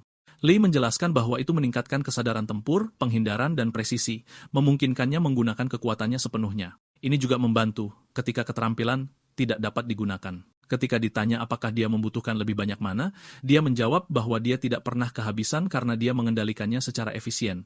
Lee memutuskan untuk meningkatkan skill silumannya selanjutnya. Temannya menyarankan, kekuatan kasar mungkin lebih cepat, tetapi Lee menjelaskan bahwa siluman menawarkan informasi melalui mata-mata dan infiltrasi, membuatnya lebih berguna. Dia berencana untuk menaikkannya ke level 2 sebelum mengunjungi markas besar guild umum. Saat mereka melangkah keluar, temannya berkomentar tentang pakaian polosnya, dan bersikeras bahwa dia harus berpakaian agar sesuai dengan kekuatannya yang berkembang.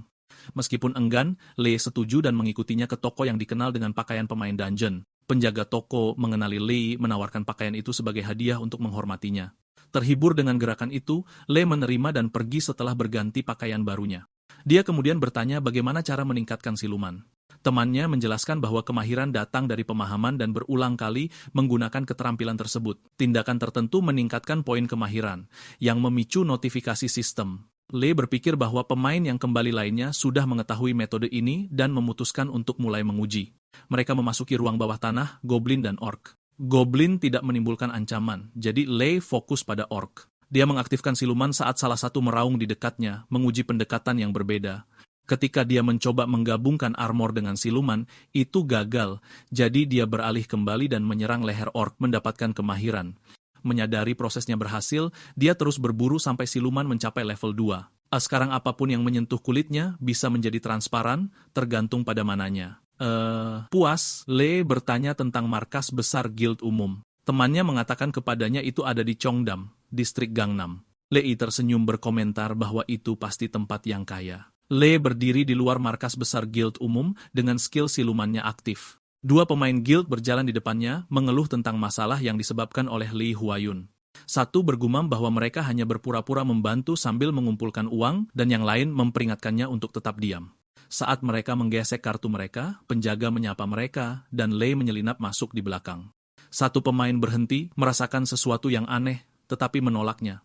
Lee menganggapnya sebagai panggilan dekat dan mendengarkan ketika sebuah pengumuman memanggil semua eksekutif ke pertemuan pukul 09.30. Dia memutuskan untuk mengikuti. Di dalam ruang konferensi, dia tetap mengaktifkan siluman. Seorang pria membuka pertemuan, mencatat tanggal sebagai 14 Januari. Seorang pemain peringkat A menyebutkan bahwa Master Guild tidak hadir, membersihkan ruang bawah tanah level 23, yang lain khawatir tentang kondisinya. Seorang pemain peringkat B menyatakan bahwa master mereka akan segera mengklaim mata dewa, dan Lee mencatat frasa itu dengan hati-hati. Mereka membahas tentang memantau Lee Huayun, mengeluh bahwa namanya mendominasi setiap pertemuan, dan bahwa mereka tidak dapat menemukannya. Wakil Master Choi Han Seong berkomentar bahwa jika mereka tidak dapat menemukannya, menangkapnya adalah tanpa harapan. Lee tersenyum dalam hati, tahu dia ada di sana. Han Seong menambahkan bahwa kehilangan skill siluman, belati, dan sekarang mata dewa akan menghancurkan mereka. Pria yang memimpin pertemuan mengklaim Lee akan muncul untuk mata dewa, seorang eksekutif keberatan mengatakan kekuatan Lee telah tumbuh di luar kepercayaan. Dia melambaikan koran yang melaporkan kekuatan Lee sebesar 1033, menyebutnya tidak mungkin. Han Seong menolaknya sebagai gertakan yang dimaksudkan untuk memprovokasi rasa takut dan meminta rencana tersebut. Pria itu menyajikan dokumen yang merinci tindakan Lee di masa lalu, mengungkapkan bahwa ia mengklaim mata dewa di Dungeon Ogre Hitam level 34, membunuh 4 anggota guild. Dia meminta mereka yang meninggal untuk mengangkat tangan, dan Han Wusung, Lee Eugene, Park Guang-ho, dan Go Sang-yun merespons. Lee diam-diam mengamati mereka, mengingat nasib mereka. Eugene menceritakan bahwa ruang bawah tanah selalu menyimpan skill langka, dan bahwa master mereka mengirim mereka ke sana bertahun-tahun yang lalu. Mereka telah menolak Lee sebagai pemain yang lemah, dan kesalahan itu menyebabkan kematian mereka. Ketakutan muncul dalam suara mereka saat mereka mengingat. Park mengakui dia masih menggigil mengingatnya. Eugene menjelaskan bahwa skill unik mata dewa selalu muncul di ruang bawah tanah itu, dan bahwa pengetahuan mereka sekarang mencakup detail yang diperoleh setelah regresi. Lee melirik dokumen-dokumen itu, mencatat lokasi ruang bawah tanah dan kelemahan monster itu. Hansung meminta rencana mereka. Eugene menjelaskan bahwa master mereka akan pergi sendiri kali ini.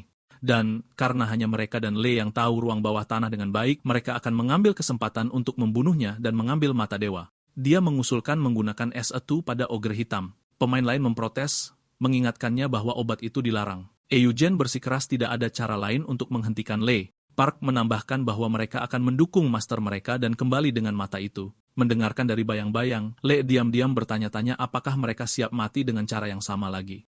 Imajinasi manusia tidak mengenal batas. Bahkan, ketika monster mengancam dunia, manusia mempelajari sisa-sisa mereka untuk membuat alat untuk bertahan hidup. Bahan monster tidak seperti apapun yang ditemukan di bumi. Beberapa lebih keras dari besi namun ringan, beberapa terbakar lebih baik dari batu bara, dan yang lain dibentuk menjadi desain yang kompleks. Penemuan-penemuan ini memajukan teknologi manusia, meskipun tidak selalu untuk kebaikan. Salah satu kreasi semacam itu adalah obat Sa2. Lee mengirim pesan kepada temannya untuk bertanya tentang obat itu. Temannya khawatir dan memperingatkan bahwa itu dilarang oleh Asosiasi Pemain Dunia. Ketika Lee bertanya tentang tujuannya, temannya menjelaskan bahwa itu memperkuat kekuatan monster. Sebuah tes pernah mengubah goblin cukup kuat untuk mengalahkan macan tutul emas level 20. Obat itu awalnya dibuat sebagai senjata untuk melepaskan monster di tanah musuh, tetapi itu menyebabkan kekacauan, menyebabkan tentara dan pemain mati karena binatang yang lebih lemah. Dalam pertemuan guild, Lei Yujin menjelaskan bahwa S1 berlangsung 24 jam. Ketika Lei Huayun muncul di gerbang ogre hitam, mereka berencana untuk menyuntikkan obat ke monster yang meningkatkan kekuatan mereka ke level 100. Setelah membunuhnya, mereka akan merebut skill, item, dan mata dewa. Hansung menyetujui, tetapi memperingatkan semua orang untuk tetap diam, atau guild akan runtuh jika kebenaran menyebar. Dia menekankan bahwa mata dewa terlalu berharga dan mendesak semua orang untuk tumbuh lebih kuat sebelum menghadapi ogre hitam level 33. Yujin setuju dan berterima kasih kepada mereka atas dukungan mereka. Tiba-tiba, Lee menerima peringatan sistem bahwa silumannya akan segera dinonaktifkan karena mana yang rendah.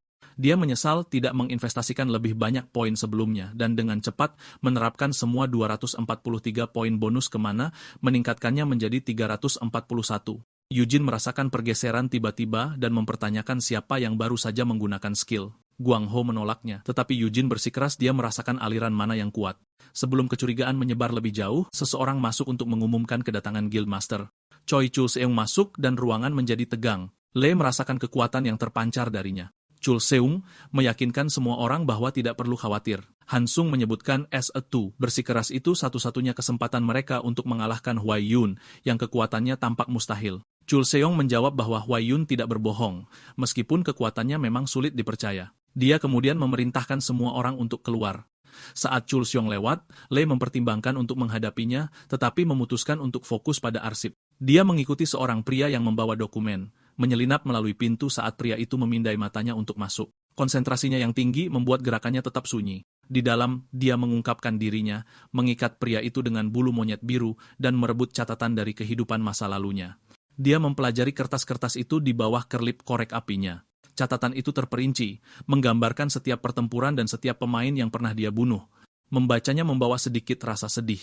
Dia beralih ke daftar item dan keterampilan, masing-masing terkait dengan monster dari mana mereka berasal, dan menemukan akurasinya hampir mengagumkan. Catatan masa lalu Huayun mengungkapkan bahwa setelah membersihkan level 245, tubuhnya berubah sepenuhnya. Bentuknya yang gelap menjadi tidak stabil dan menghancurkan segala sesuatu di jalurnya. Pemandangan itu di luar deskripsi. Itu menjadi keterampilan tingkat legendaris yang kemudian dinamai pemain bayangan Li Huayun, membuatnya mendapatkan gelar bayangan kematian. Setelah dunia direset, kekuatan yang sama ini sekarang menjadi milik Choi Chul Seung, master dari guild umum. Membaca catatan itu, Lee menyadari ini adalah entry terakhir tentang masa lalu dan masa depannya. Dia menduga itu hanya salinan dan menuntut yang asli sebelum menghancurkan arsip. Menghancurkan superkomputer yang menyimpan semua data guild, dia mendapatkan sejumlah besar poin bonus, menunjukkan seberapa besar jatuhnya guild telah mengubah keseimbangan dunia. Penghancuran arsip itu sendiri mengubah jalannya masa depan. Mengetahui kekuatan harus didahulukan, Lee menginvestasikan semua poin bonus ke dalam stat kekuatannya, menaikkannya menjadi 2.054. Dia mengirim pesan kepada temannya, menjelaskan bahwa mereka tidak dapat memprediksi seberapa besar obat S2 akan meningkatkan monster. Temannya menjawab bahwa kekuatan 2000 saja sudah luar biasa. Ketika Lee bertanya apa lagi yang dia pelajari, temannya menjelaskan bahwa obat itu awalnya dibuat untuk meningkatkan hadiah dungeon. Manusia percaya monster yang lebih kuat akan membuat dungeon lebih sulit dan drop lebih baik, jadi mereka bereksperimen dengan menyuntikkan monster dengan obat tersebut. Namun, sistem tidak pernah mengenali perubahan itu, membuat obat itu tidak dapat diprediksi dan berbahaya. Lee menganggap obat itu merepotkan dan khawatir tentang rencana guild umum untuk menggunakannya pada ogre hitam. Temannya menyarankan untuk mengujinya terlebih dahulu. Mereka menyuntikkan goblin dengan obat itu, dan ia meraung dengan kekuatan tiba-tiba sebelum menyerang. Lee bereaksi dengan cepat, meraihnya dengan tengkorak, dan menghancurkannya mencatat kecepatannya, tetapi menyadari kekuatannya masih jauh di bawah kekuatannya sendiri. Kemudian, Lee memasuki dungeon level 27 yang dipenuhi dengan zombie gigi. Bau busuk mereka membuat sulit untuk fokus. Mereka bergerak secepat monyet biru, dan rahang besi mereka dapat menghancurkan apapun. Bahkan memecahkan tengkorak atau organ mereka gagal menghentikan mereka, jadi Lee memutuskan pemenggalan kepala adalah satu-satunya cara. Menggunakan siluman, dia mengiris mereka satu persatu. Pertarungan tidak memberikan pengalaman, tetapi dia mendapatkan 456 poin bonus. Meskipun berguna, itu masih terasa kurang. Saat zombie terakhir jatuh, sistem mengumumkan bahwa semua monster telah dikalahkan, dan gerbang akan runtuh dalam 3 menit. Pesan lain muncul yang menyatakan bahwa kemahiran keterampilan kupu-kupunya telah meningkat dan bahwa tindakannya sangat mengubah masa depan. Lee berhenti bertanya-tanya apa yang sebenarnya dimaksud sistem dengan kata-kata itu. Lee melangkah keluar dari gerbang dan memanggil temannya. Dia bertanya apakah ada pertanyaan yang tersisa, menjelaskan bahwa dia tidak membutuhkan mereka karena regresi. Setiap pemain menerima 3 pertanyaan dari sistem di awal, dan temannya mengungkapkan bahwa dia sudah menggunakan 1 untuk bertanya mengapa regresi terjadi, menyisakan 2. Lee menyarankan untuk bertanya tentang kemahiran keterampilan. Temannya ragu-ragu, khawatir itu mungkin sia-sia, tetapi akhirnya setuju. Ketika dia bertanya tentang poin kemahiran untuk efek kupu-kupu, sistem menjawab bahwa tidak ada keterampilan seperti itu. Terkejut, dia memberitahu Lee bahwa sistem tidak dapat menemukannya. Dia bertanya-tanya apakah Lee memiliki keterampilan di luar permainan itu sendiri, sesuatu seperti bug atau program ilegal. Sebelum mereka dapat berdiskusi lebih lanjut, gerbang dungeon baru muncul. Sebuah pesan menyatakan bahwa dungeon khusus level 1 dengan tingkat kesulitan S telah dibuka dan hanya 1 pemain yang dapat masuk. Lee menerima pemberitahuan bahwa dia telah memperoleh lebih dari 4.000 poin melalui efek kupu-kupu yang memicu kemunculan dungeon. Dia menyarankan temannya untuk bertanya kepada sistem tentang hal itu, tetapi temannya menolak frustrasi karena pertanyaan terakhir terbuang sia-sia. Dia mengeluh tentang pembuat game, mengatakan sistem menyangkal apa yang jelas-jelas ada. Lee menunjuk ke arah gerbang, mengingatkannya bahwa penolakan sistem tidak berarti apa-apa ketika buktinya berdiri di hadapan mereka. Peringatan berkedip bahwa gerbang akan ditutup dalam 30 detik. Mereka berdua bertanya-tanya apakah itu bisa menutup sendiri. Lee melangkah maju, mengatakan kepada temannya untuk menanyai sistem tentang gerbang saat dia masuk ke dalam. Sistem merespons bahwa dungeon khusus muncul ketika seorang pemain atau kelompok kecil tumbuh terlalu kuat dibandingkan dengan yang lain. Dungeon ini dirancang oleh Dewa Game untuk memulihkan keseimbangan. Membersihkan satu, memberikan keterampilan khusus yang dibuat untuk melawan pemain yang tak terhentikan. Temannya menyadari gerbang itu muncul karena Lee dan bahwa setiap pemain yang membersihkannya dapat memperoleh keterampilan yang cukup kuat untuk menantangnya. Sistem menjelaskan bahwa itu tidak dapat menjawab sebelumnya karena informasi tentang dungeon khusus baru ditambahkan beberapa saat yang lalu. Kesal, temannya bergumam bahwa Lee akan tumbuh lebih kuat. Di dalam dungeon, Lee berjalan melalui koridor yang redup, mencatat bahwa dungeon tingkat S setidaknya harus memberikan keterampilan unik. Tiba-tiba, goblin muncul di depan tersenyum menyeramkan. Yang mengejutkan Lee, makhluk itu berbicara, menyebut dirinya penjaga dungeon khusus dan mengungkapkan levelnya, 200. Ia mengejek keterkejutannya, menjanjikannya kematian yang cepat dan tidak menyakitkan, lalu mengangkat bola api yang menyala dan melemparkannya ke arahnya. Lee mengaktifkan armornya saat api mengenainya. Sistem memberitahu bahwa kemahiran armor telah meningkat. Dia menyadari itu tumbuh lebih kuat ketika menahan serangan di luar pertahanannya. Keterampilan maju ke level 2, mendapatkan kemampuan untuk melepaskan gelombang kejut. Goblin itu tampak terkejut dengan kekuatan Lee dan menyerang dengan gelombang api lain. Lee menggunakan keterampilan membatu, membekukan makhluk itu di udara sebelum membantingnya ke tanah. Goblin itu mendengus tak percaya, tetapi ketika Lee meraih kepalanya untuk menghancurkannya, goblin itu memblokir serangan itu.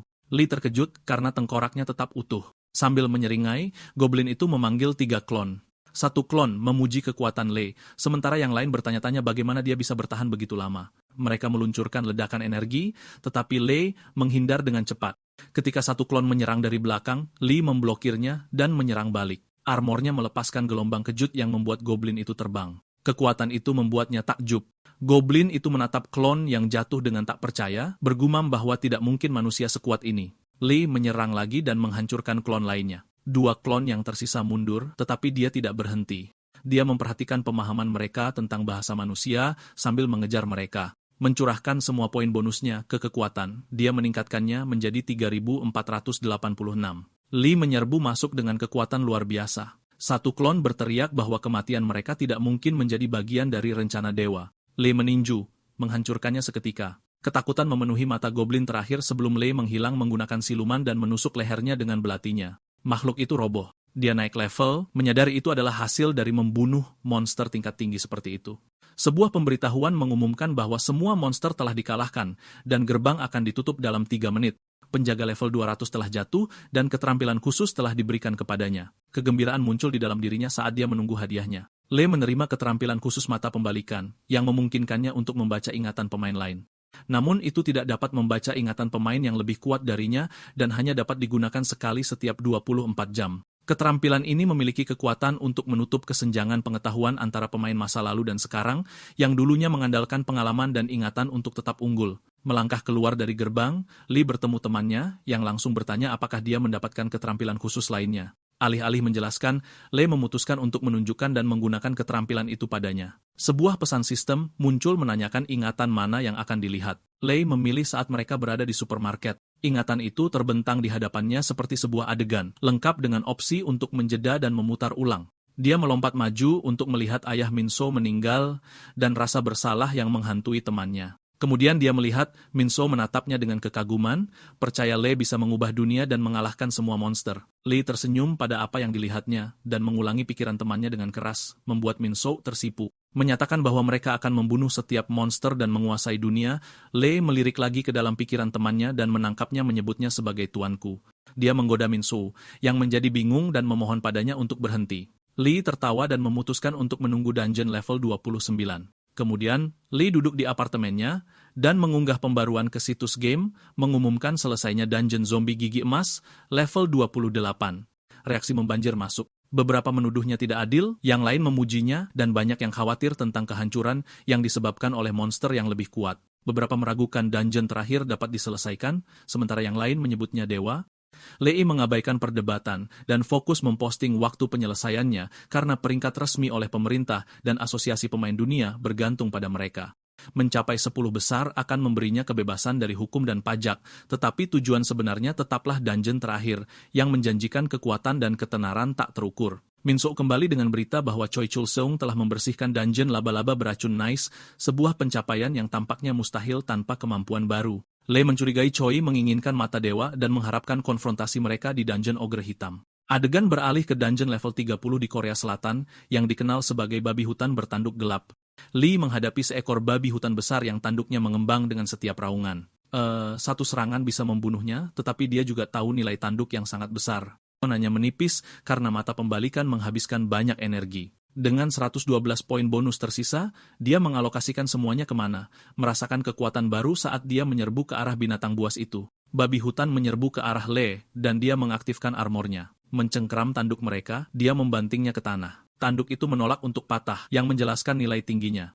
Dia menyematkan binatang buas di bawah kakinya dan menusukkan belatinya ke tanah. Bilah lapis baja melepaskan gelombang kejut, mengejutkannya dengan kekuatannya. Menyadari efeknya, dia memotong tanduk mereka dengan mudah tetapi merasa kecewa karena betapa sedikit tantangan yang mereka berikan. Memegang tanduk babi hutan bertanduk gelap, Lei mencatat nilai mereka sebagai bahan untuk item legendaris. Karena dia sudah memiliki belati yang kuat, dia berencana untuk menjualnya untuk mendapatkan keuntungan. Sistem kemudian mengumumkan bahwa semua monster telah dikalahkan, dan gerbang akan ditutup dalam 3 menit. Kembali di apartemennya, Lei menatap teleponnya setelah memposting pembaruan tentang membersihkan dungeon level 30. Perhatian yang meningkat membuatnya kesal. Dia bertanya-tanya, berapa banyak gerbang level 32 yang terbuka di dekatnya. Minso menjawab bahwa ada 2 di Korea Selatan. Lei mencurigai Chul-seung, mungkin menunggu gerbang level 33 sebagai gantinya, berencana untuk melakukan hal yang sama. Minso menyarankan itu bisa berubah menjadi permainan strategi. Jika kedua pria itu menunggu, yang pertama membersihkan gerbang level 32 akan memaksa yang lain untuk bergerak cepat.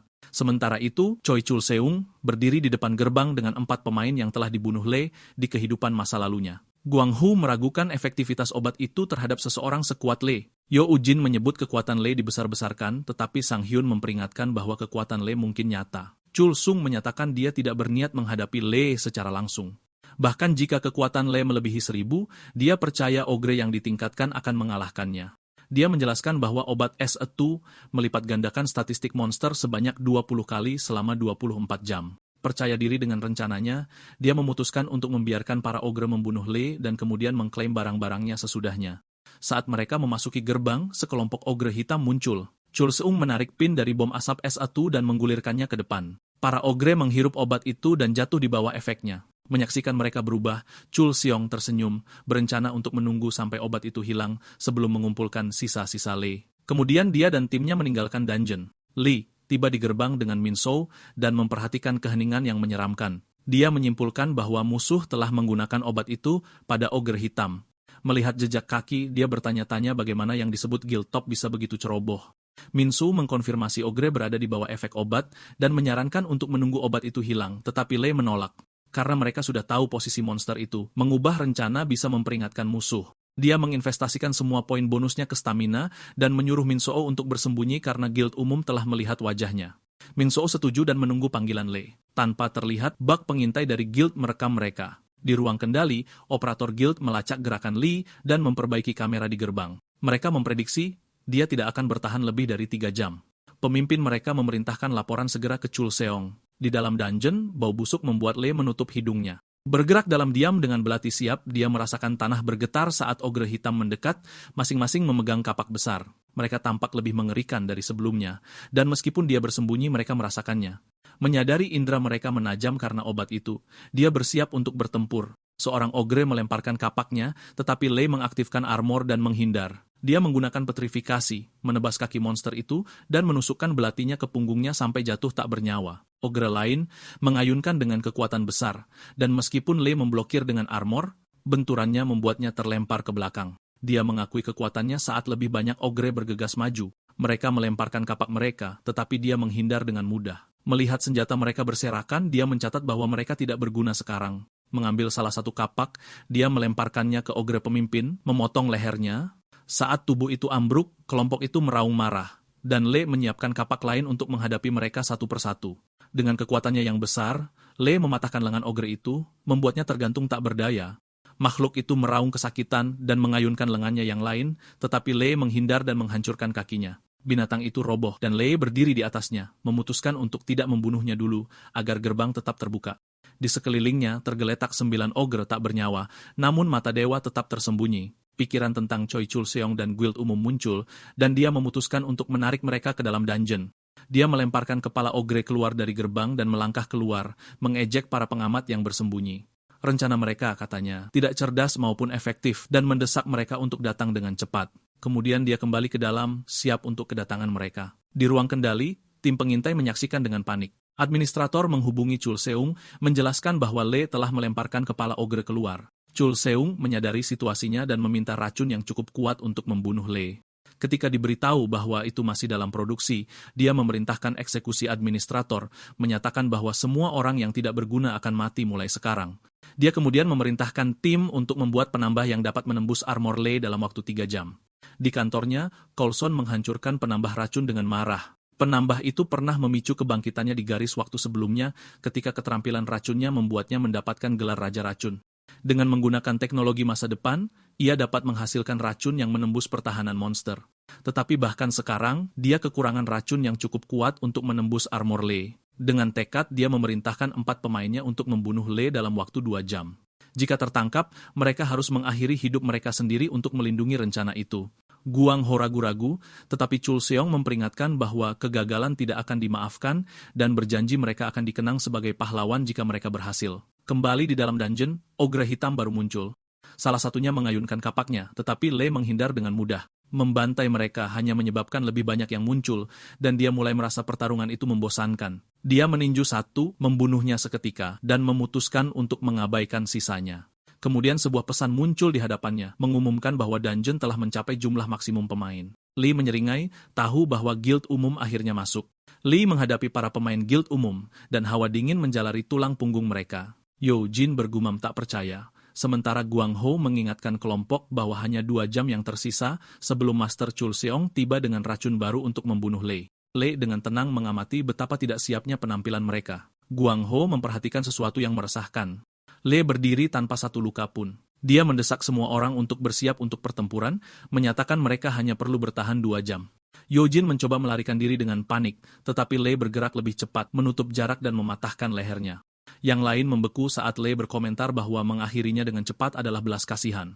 Wusung memerintahkan timnya untuk tetap tenang, percaya mereka dapat menunda Lee cukup lama untuk menjadi pahlawan dalam sejarah guild. Lee melangkah maju, meraih Guang Ho di leher dan mengaktifkan mata pembalikan. Mengintip ke dalam ingatannya, Lee melihat Chul Sung meminum penambah racun yang memperkuat racunnya. Membalikkan ingatan itu, dia menyaksikan orang-orang Chul Sung membahas penggunaan penambah dari laba-laba racun yang mampu membunuh secara instan. Lee meminta rincian dari Guang Ho yang melawan sampai Lee mengencangkan cengkeramannya. Terengah-engah, Guang Ho mengakui bahwa cairan itu mengadaptasi racun Chul Seong agar sesuai dengan setiap monster. Lee menganggap penambah itu mengesankan. Melanjutkan melalui ingatan itu, Lee menyaksikan Chul Seong memerintahkan labnya untuk menciptakan racun yang cukup kuat untuk menembus armornya. Mendengar frustrasi Chul Seong atas kemajuan mereka yang lambat, Lee terkekeh, menyadari armornya masih belum bisa ditembus. Mencari lebih jauh, dia menemukan ingatan dirinya di masa lalu diperintahkan untuk meninggalkan gerbang yang diklaim oleh Guild Umum. Ketika dia menolak, dia membantai mereka semua. Tidak ada tanda-tanda mata dewa saat itu, tetapi Lei memutuskan untuk menguji metode yang sama sekarang. Dia menuntut untuk tahu mengapa Chul Seong belum muncul, tetapi Guang Ho memohon belas kasihan sebagai gantinya. Menyadari dia tidak akan mendapatkan jawaban, Lei menghancurkan lehernya. Saat seekor ogre hitam menyeret pergi tubuh Eugene, Lei bergumam bahwa setidaknya mereka tidak akan mengganggunya lagi. Saat memeriksa mayat ogre, Lei menemukan sesuatu yang padat di salah satu perut mereka, batu keterampilan mata dewa. Kemampuan itu memungkinkannya untuk melihat status dan inventaris setiap pemain atau monster di bawah levelnya. Memegang batu itu, Lei menyeringai, siap untuk melangkah lebih dalam ke dalam kegelapan kehampaan. Di ruang konferensi Guild Umum, rekaman Lei diputar di layar. Seorang pemain berkomentar, tidak ada lagi yang bisa dianalisis karena kekuatan Lei sudah di luar jangkauan mereka. Yang lain mengungkapkan ketidakpercayaannya bahwa dia bisa mengalahkan monster yang ditingkatkan oleh obat itu. Yang pertama menanggapi bahwa itu sudah diperkirakan, karena bahkan dengan obat itu, monster tetap hanya monster. Seorang pemain menyebutkan pertarungan belum berakhir karena gerbang ogre hitam tetap terbuka. Ketika ditanya mengapa, yang lain menjelaskan bahwa Lei sedang menunggu mangsanya, tidak puas hanya dengan mata dewa. Ruangan menjadi sunyi saat mereka menyadari dia sedang menunggu Chul Seong sendiri. Chul Seong masuk, dan semua orang menyambutnya sebagai master. Sambil memegangi kepalanya dengan marah, dia menuntut untuk tahu di mana penambah itu. Seorang pemain berlutut dan menyarankan untuk mundur, menjelaskan bahwa meskipun pengembangan telah selesai, produk akhir akan memakan waktu 3 hari. Chul Seong memperingatkan bahwa jika Lei mendapatkan keterampilan kelas unik dari gerbang golem level 51, mereka tidak akan pernah mengalahkannya. Pemain itu meyakinkannya bahwa mereka akan menghentikannya bahkan dengan mengorbankan nyawa mereka. Chul Seong bertanya, apakah mereka yakin Lei akan mati dalam 3 hari? Ketika pemain itu dengan percaya diri setuju, Chul Seong meraih kepalanya dan membunuhnya dengan racun, menyatakan bahwa ketidakmampuan tidak dapat diterima. Dia memerintahkan keamanan penuh di sekitar lab dan memerintahkan semua pemain guild untuk menjaganya. Tujuan mereka adalah membunuh Lei di ruang bawah tanah golem level 51 dan mengambil semua yang dia miliki. Sementara itu, di dalam gerbang, Lei menyadari Chul Seong mungkin tidak datang, yang berarti Enhancer belum siap. Dia mempertimbangkan untuk menghancurkan markas guild, tetapi memutuskan membunuh hanya Chul Seong akan lebih bermanfaat. Menggunakan pengaruh guild akan melayani rencananya dengan lebih baik. Dari pengetahuan kehidupan masa lalunya, dia ingat target berikutnya adalah ruang bawah tanah baju besi perak level 51 yang menyimpan keterampilan unik. Dia memahami rencana Chul Seong untuk mengamankan keterampilan dan enhancer yang lebih kuat. Bertekad untuk menghentikannya, Lei mengaktifkan siluman dan meninggalkan gerbang, mengetahui mata guild masih tertuju padanya. Di luar dia bertemu Min Soo, yang mengungkapkan bahwa pabrik enhancer ada di Paju. Menggunakan mata dewa, Lei memeriksa statistik Min Soo dan memperingatkannya untuk berhati-hati, mengatakan bahkan berdiri terlalu dekat pun bisa berbahaya. Min Soo mengakui dia mengharapkan Lei mendapatkan mata dewa, tetapi menyaksikan sendiri secara langsung terasa tidak menyenangkan. Dia menunjukkan lokasi pabrik yang tepat dan menunjukkan mobil yang dia beli dengan uang dari menjual tanduk raksasa. Saat mereka menuju Paju, Lei mengalokasikan lebih dari 2.000 poin bonusnya ke konsentrasi, meningkatkannya menjadi 2.786. Dia beralasan bahwa konsentrasi memperkuat mata dewa, membantunya membaca statistik dan kelemahan lawan dengan lebih tepat. Karena kekuatannya yang besar masih sulit dikendalikan, meningkatkan fokus sangat penting. Sistem mengakui kemajuannya, memberinya gelar Raja Konsentrasi. Di pabrik penambah racun di Paju, Lei dan Minsu keluar dari kendaraan. Lei segera memberikan kelumpuhan pada temannya, sebuah keterampilan yang terbuka setelah mencapai 1.000 poin konsentrasi. Itu menonaktifkan satu indera lawan tingkat rendah selama 5 detik. Sistem bertanya indera mana yang akan diblokir, dan Lei memilih penglihatan. Saat Min Soo menjadi buta, Lei menyuruhnya menunggu di luar.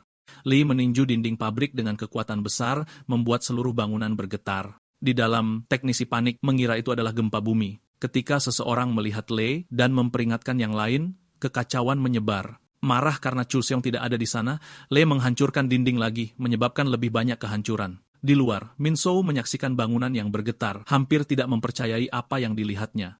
Melihat kamera pengintai, Lei berbicara langsung ke sana, memperingatkan bahwa penambah mereka akan segera dihancurkan. Dia menunjuk ke sebuah pilar dan menyatakan bahwa begitu pilar itu jatuh, semuanya akan berakhir. Dia mengusulkan pertukaran, mengatakan ada hal-hal yang dia inginkan dari Chul Seong, lalu menghancurkan kamera. Keesokan paginya, Lei duduk di atas puing-puing saat Chul Seong tiba. Menggunakan mata dewa, Lei memindai statistiknya. Menyadari ini, Chul Seong mengutuknya. Lei mencatat keterampilan racunnya, yang mampu menyebabkan kematian dengan peluang 80%. Chul Seung menyebutnya pengecut, tetapi Lee mengingatkannya bahwa tanpa bantuannya, Chul Seung akan mati di Black Ogre Dungeon. Menurut Lee, kemenangan menentukan siapa pengecut yang sebenarnya. Chul Seung menyerang dengan racun, tetapi Lee menghindar dan memperpendek jarak. Kecepatannya mengejutkan Chul Seung, mencekiknya. Lee menahan racun dengan armornya. Dia berkomentar bahwa hanya enhancer yang lebih kuat yang bisa menembusnya. Menggunakan mata pembalikan, Lee membaca ingatan Chul Seung, mengungkap keterampilan, item, dan ruang bawah tanah tersembunyi terakhirnya. Chul Seung tiba-tiba tertawa, dan sebelum Lee dapat bereaksi, dia melemparkan racun ke arah Min So. Itu menyerang dan menginfeksinya. Diliputi amarah, Lee mengakhiri Chul Seung dengan satu pukulan. Mengambil batu keterampilan racun dari mayat, dia bergegas ke temannya yang mulai sembuh setelah menyerapnya. Lee memarahi Min So karena berdiri terlalu dekat. Ketika Min So bertanya apakah keterampilan racun sekarang menjadi miliknya, Lee membenarkan. Min So berterima kasih padanya, tetapi Lee menolaknya dan menyuruhnya untuk bersiap menghadapi gerbang di masa depan.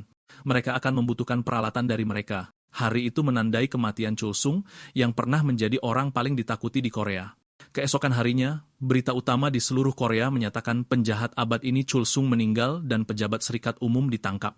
Wartawan mempertanyakan siapa yang mengalahkan pemimpin bawah tanah itu. Lee membaca berita saat Min So menyarankan untuk mengungkapkan kebenaran karena publik sekarang melihat pembunuh Chul Seung sebagai pahlawan.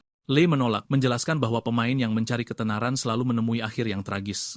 Di dunia di mana semua orang berburu kekuasaan, mengungkap identitasnya akan mengundang bahaya. Banyak yang akan mengingini keterampilannya atau memiliki teknologi seperti penambah racun yang mampu membunuhnya.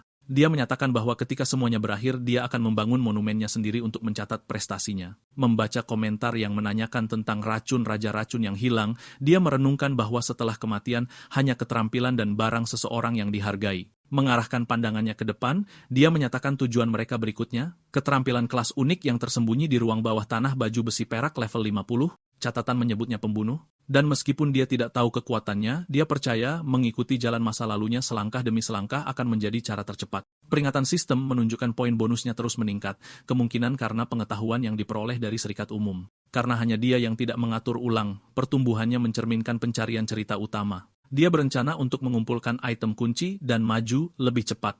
Min So, sekarang lebih kuat dengan keterampilan racun Chul Seung dan tas enhancer, dapat berburu bersamanya. Meskipun menghancurkan pabrik membatasi pasokan mereka, itu masih merupakan pilihan yang tepat. Min So menyarankan untuk menggunakan alias Joker Kim untuk akun game Lee, mengingatnya sebagai nama legendaris dari masa lalu. Lee menerima dan menyuruhnya mencapai level 34 sebelum ruang bawah tanah mereka berikutnya. Pada tanggal 29 Januari, Min So menyelesaikan ruang bawah tanah Vision Biru level 34 dan Lee maju ke 37. Kemajuan pesat mereka memicu rumor online. Beberapa berspekulasi bahwa Joker Kim mungkin adalah sekutu Lee, sementara yang lain bersikeras bahwa Lee penyendiri hebat tidak pernah menyimpan teman. Malam itu, Lee bersandar di dinding, berbicara dengan Min So melalui telepon. Min So memuji Enhancer, mengatakan monster meleleh sebelum racunnya. Dia berencana untuk beristirahat setelah satu putaran lagi. Lee memperingatkannya untuk tidak meremehkan musuh-musuhnya dan menelepon begitu dia menyelesaikannya. Setelah menutup telepon, Lee merenungkan bahwa hampir sebulan telah berlalu sejak pengaturan ulang. Tanpa beristirahat, dia telah maju dengan cepat. Membuka jendela statusnya, dia menetapkan semua poin bonus ke kelincahan, mendapatkan gelar Raja Kelincahan dan membuka kunci keterampilan baru, kontrol gravitasi. Mengujinya pada pohon, dia mengatur beratnya menjadi 100 ton, tetapi sistem menolaknya. Menurunkannya menjadi 2 ton, pohon itu runtuh di bawah kekuatan itu, dan dia merasakan kekuatan yang luar biasa. Sebuah peringatan muncul. Tindakannya akan sangat memengaruhi masa depan. Saat itu juga teleponnya berdering. Suara panik Min So terdengar, berteriak bahwa laikan level 100 telah muncul. Sambungan terputus. Lee menyadari peringatan sistem mengacu pada momen ini. Dia bergegas menuju gerbang Min So, tahu masa depan yang telah dia ubah, akhirnya mulai terungkap. Min So terbaring terluka di luar gerbang level 38, berjuang untuk bernapas. Ketika Lee tiba, dia langsung bertanya apa yang terjadi. Min So menjelaskan bahwa monster level 100 ada di dalam, bingung bagaimana makhluk seperti itu muncul di gerbang yang seharusnya untuk level 38. Lee melihat luka dalam di lengannya, dan Min So mengakui serangan itu tidak pernah menyentuhnya. Hanya angin yang merobek dagingnya. Mencurigai penjara bawah tanah mungkin menyimpan item dengan level yang sama, Lee bergerak menuju gerbang. Min So memohon padanya untuk berhenti, tetapi Lee mengabaikannya dan melangkah masuk. Di dalam penjara bawah tanah, Lee menemukan ular dengan api yang membakar di ekornya. Percaya mereka menjadi ancaman utama gerbang, dia menghancurkan satu di bawah kakinya dan menggunakan tubuhnya untuk merobohkan sisanya. Keheningan yang menyusul membuatnya meragukan kata-kata Minso sampai geraman rendah memecah udara. Lumut yang menjulang tinggi muncul memegang sabit. Mengaktifkan mata dewa, Lei memastikannya sebagai lumut level 100 hasil dari efek kupu-kupu. Masa depan yang terdistorsi telah tiba. Lumut menyerang dengan sabitnya, tetapi Lei menghindar dan membalas dengan presisi brutal. Dia mencambuk wajahnya dengan tubuh ular, tetapi binatang itu hampir tidak bergeming. Ketika ia melepaskan keterampilan eksekusinya, Lee menghindar lagi, menutup jarak dan membantingnya ke tanah dengan menjentikan kepala. Serangkaian serangan mengikuti sampai monster itu pingsan tak bernyawa. Pemberitahuan naik level membanjiri penglihatannya. Levelnya melonjak menjadi 62. Di antara barang rampasan, ia melihat pedang besar lumut, kekuatannya sangat besar, namun terkunci di belakang persyaratan level 100. Frustrasi, dia menyimpannya dan selesai mengukir makhluk itu sebelum meninggalkan penjara bawah tanah. Di luar, berita itu mengejutkannya. Lai Chance muncul di seluruh dunia, di New York, Tokyo, dan sekitarnya. Presiden Asosiasi Pemain Dunia mendesak persatuan global, sementara Boward, pemain top Amerika, menyebut krisis itu di luar pemahaman. Menyaksikan kekacauan itu terungkap, Lei mengakui kebenaran. Ini salahnya. Tindakannya mengubah masa depan, memanggil para Legends ke dunia ini. Presiden mengumumkan bahwa gerbang baru tidak akan muncul sampai monster terkuat dibunuh. Li menyadari ini berarti gerbang level 39 tetap tertutup. Minso merasakan kelegaan sesaat, tetapi Lee tahu itu hanya menunda kemajuan mereka. Berbalik dari layar, dia menyatakan langkah selanjutnya. Mereka akan menuju ke bandara. Tujuan mereka adalah Jepang di mana para lumut menunggu. Lee dan Minso tiba di bandara, masker menutupi wajah mereka. Resepsionis memberitahu mereka bahwa semua penerbangan ke Jepang dibatalkan karena wabah lumut.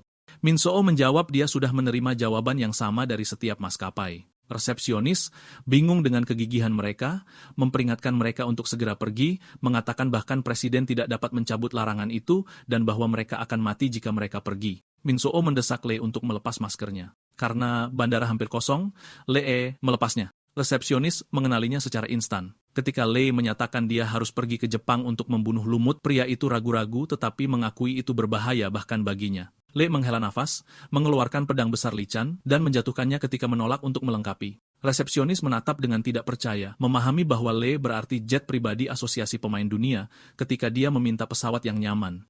Dengan bantuan dari pemerintah Jepang dan asosiasi, Lee dan Minso segera berangkat dengan penerbangan mewah. Ketegangan perjalanan memudar dengan cepat ketika Nami, seorang peneliti, mulai menjelaskan pertahanan lumut yang tak tertandingi. Lee memotongnya, meminta untuk beristirahat, tetapi dia bersikeras itu untuk kepentingan umat manusia. Jengkel, Lee mengabaikannya. Terkejut, dia mengakui tidak ada pria yang pernah mengabaikannya seperti ini dan mengingatkannya bahwa ratusan orang sedang melawan lumut di Jepang. Ketika dia bertanya bagaimana cara membungkamnya, dia menolak, mengatakan umat manusia bergantung padanya. Lee menemukan kata-katanya, merepotkan dan mengatakan dia tidak lagi ingin bertarung, membuatnya tak bisa berkata-kata. Setelah kapten memanggilnya ke kokpit, Lee akhirnya beristirahat, tetapi Nami segera kembali dengan berita mendesak. Lichan telah mulai memanggil monster dari penjara bawah tanah lain untuk menghancurkan kota-kota. Ketika pesawat mendarat, mereka bersiap untuk berpisah. Minso memeluk Nami erat-erat, berpura-pura menjadi yatim piatu yang tak berdaya, sementara Lee merenungkan dia masih tidak tahu dia adalah seorang pemain. Nami berjanji mereka akan bertemu lagi dan menyuruh Lee menuju ke Hotel Tokyo yang dikelilingi oleh gedung pencakar langit. Lee mengangguk dan berjalan pergi dengan Minsun, yang berharap momen itu bertahan lebih lama. Segera, mereka mencapai gerbang yang bersinar dengan cahaya abu-abu. Lee mempelajarinya, menyadari itu adalah hasil lain dari kekacauan Lichan. Penghancuran kota mengkonfirmasi intel Nami. Lichan membuka gerbang dan melepaskan monster tanpa henti. Minsu menjelaskan bahwa pemain Jepang melacaknya dan menunggu waktu yang tepat untuk menyerang.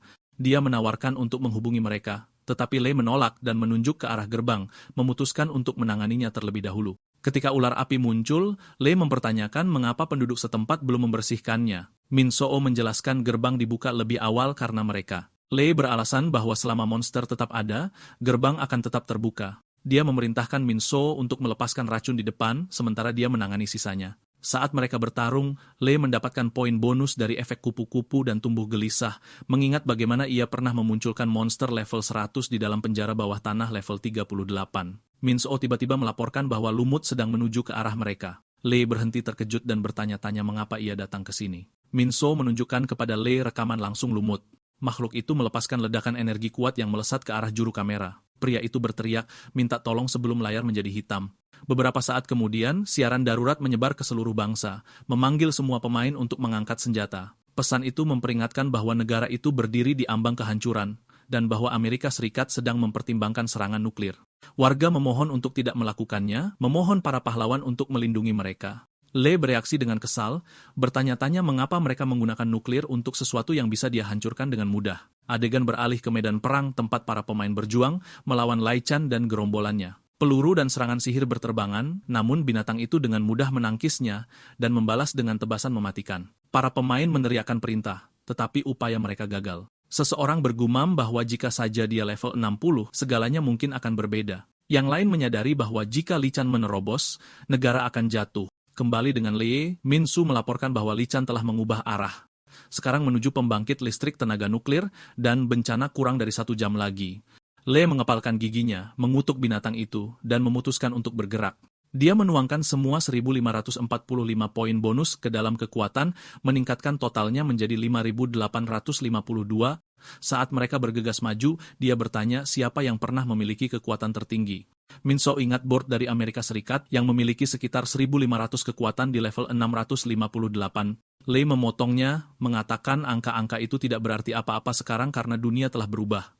Mereka segera mencapai medan perang tempat para pemain yang kelelahan hampir tidak dapat mempertahankan garis pertahanan. Ledakan mengguncang tanah.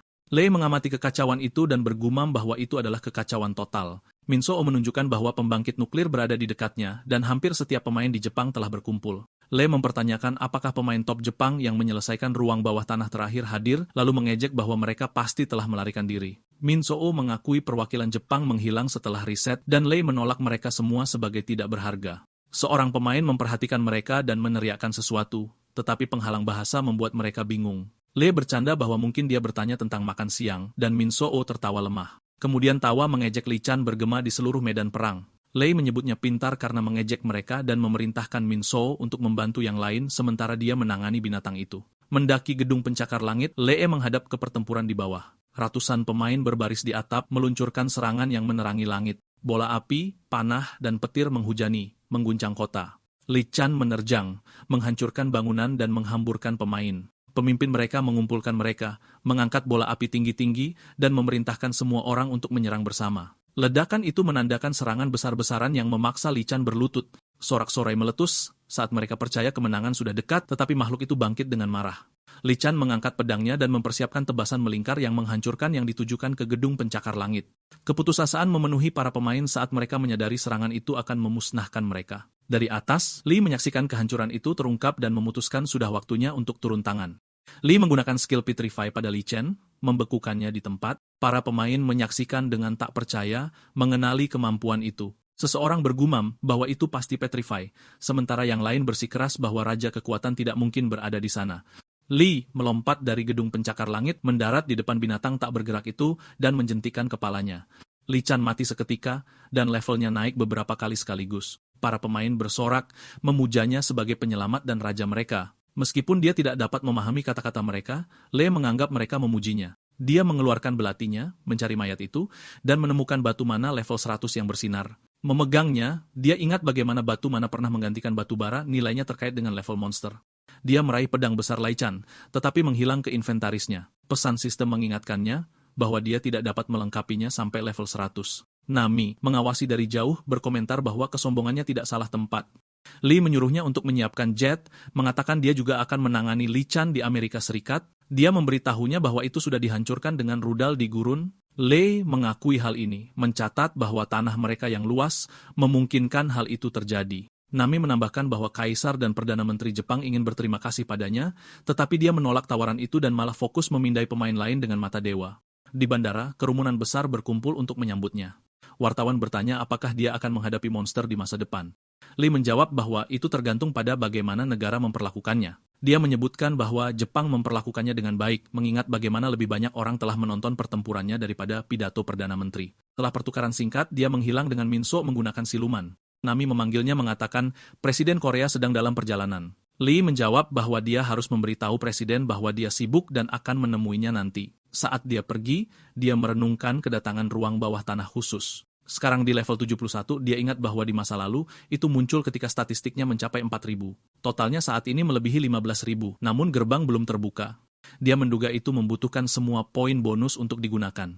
Setelah menerapkannya pada kekuatan, meningkatkannya menjadi 8.757, sistem mengonfirmasi pembukaan ruang bawah tanah khusus. Lei tersenyum, menyadari dia benar. Keterampilan efek kupu-kupu telah memicu peristiwa itu, tetapi lokasi gerbang tetap tidak diketahui dan akan ditutup dalam waktu 30 detik setelah ditemukan. Mendengar panggilan Nami yang terus-menerus, Lei membatalkan silumannya dan muncul kembali. Dia bertanya di mana Presiden. Di dalam ruang VIP, Presiden menyambutnya dengan hangat dan berterima kasih karena mewakili negara, menambahkan bahwa hubungan dengan Jepang telah membaik karena dia. Lee menjawab dengan hormat. Presiden mengakui bahwa dia mungkin melakukan hal yang sama di garis waktu masa lalu dan meminta maaf karena tidak mengungkapkan rasa terima kasih lebih cepat. Lee meyakinkannya bahwa tidak apa-apa. Presiden mengungkapkan rencana untuk menghadiahinya dengan gelar yang lebih tinggi daripada jasa nasional, tetapi Lee menolak dan mengatakan dia memiliki permintaan. Dia mempertimbangkan untuk mengungkapkan rahasia gerbang khusus, tetapi memutuskan untuk tidak melakukannya karena takut akan gangguan. Sebaliknya, dia melaporkan bahwa gerbang khusus emas telah dibuka. Presiden terkejut dan menuntut konfirmasi. Lei menjelaskan itu benar, dan memperingatkan bahwa monster yang lebih kuat dari Li Chan ada di dalamnya. Dia menambahkan bahwa gerbang itu tertutup dalam waktu 30 detik setelah penemuan, dan harus ditemukan dengan cepat. Presiden memerintahkan tindakan segera dan menjanjikan dukungan penuh. Lei mencatat bahwa dia hanya mengatakan yang sebenarnya, meskipun dia menyembunyikan bagian tentang hadiah ruang bawah tanah. Menginginkan lebih dari sekadar bantuan pemerintah, dia akhirnya meminta agar Presiden merahasiakan masalah ini dan menghindari mempublikasikannya. Di ruang kendali kantor manajemen krisis nasional, Lei berdiri di samping Presiden. Presiden berkomentar bahwa jika kata-kata Lei benar, maka gerbang emas dapat menjadi ancaman besar bagi Korea seperti Li Chan bagi Jepang. Lee menjawab berdasarkan pengalamannya, monster di dalamnya akan jauh lebih kuat. Perintah dikeluarkan untuk mencari seluruh negara menggunakan kamera. Lim, kepala manajemen krisis nasional, menyampaikan kekhawatiran jika gerbangnya tertutup dalam 30 detik dan monster yang lebih kuat dari Li Chan muncul, mengapa tidak mengirim pemain lain saja? Lee bersikeras dia harus menjadi yang pertama masuk, menjelaskan bahwa gerbang emas tidak hanya menyimpan monster yang kuat, tetapi juga memberikan hadiah langka yang dikenal sebagai keterampilan dan item khusus. Lim merasa ini tidak dapat dipercaya, mengatakan bahwa lebih dari 100 pemain di ruang kendali telah kembali ke masa lalu, namun tidak ada yang pernah melihat ruang bawah tanah seperti itu. Lei mengakui inilah mengapa dia ragu untuk berbicara, tetapi dia menolak untuk berbohong. Apakah mereka percaya padanya atau tidak, itu pilihan mereka. Lim beralih ke Presiden, berpendapat bahwa permintaan Lei mengisyaratkan monopolisasi. Menjaga pencarian tetap rahasia akan memungkinkannya untuk mengklaim semua hadiah, membuatnya terlalu kuat, seperti senjata yang tidak terkendali. Presiden meminta saran. Lim mengusulkan untuk melarang Lei memasuki ruang bawah tanah dan mengirim pemain pemerintah sebagai gantinya. Lim merenungkan dengan pahit bahwa mungkin dia seharusnya tidak membunuh Li Chan secepat itu.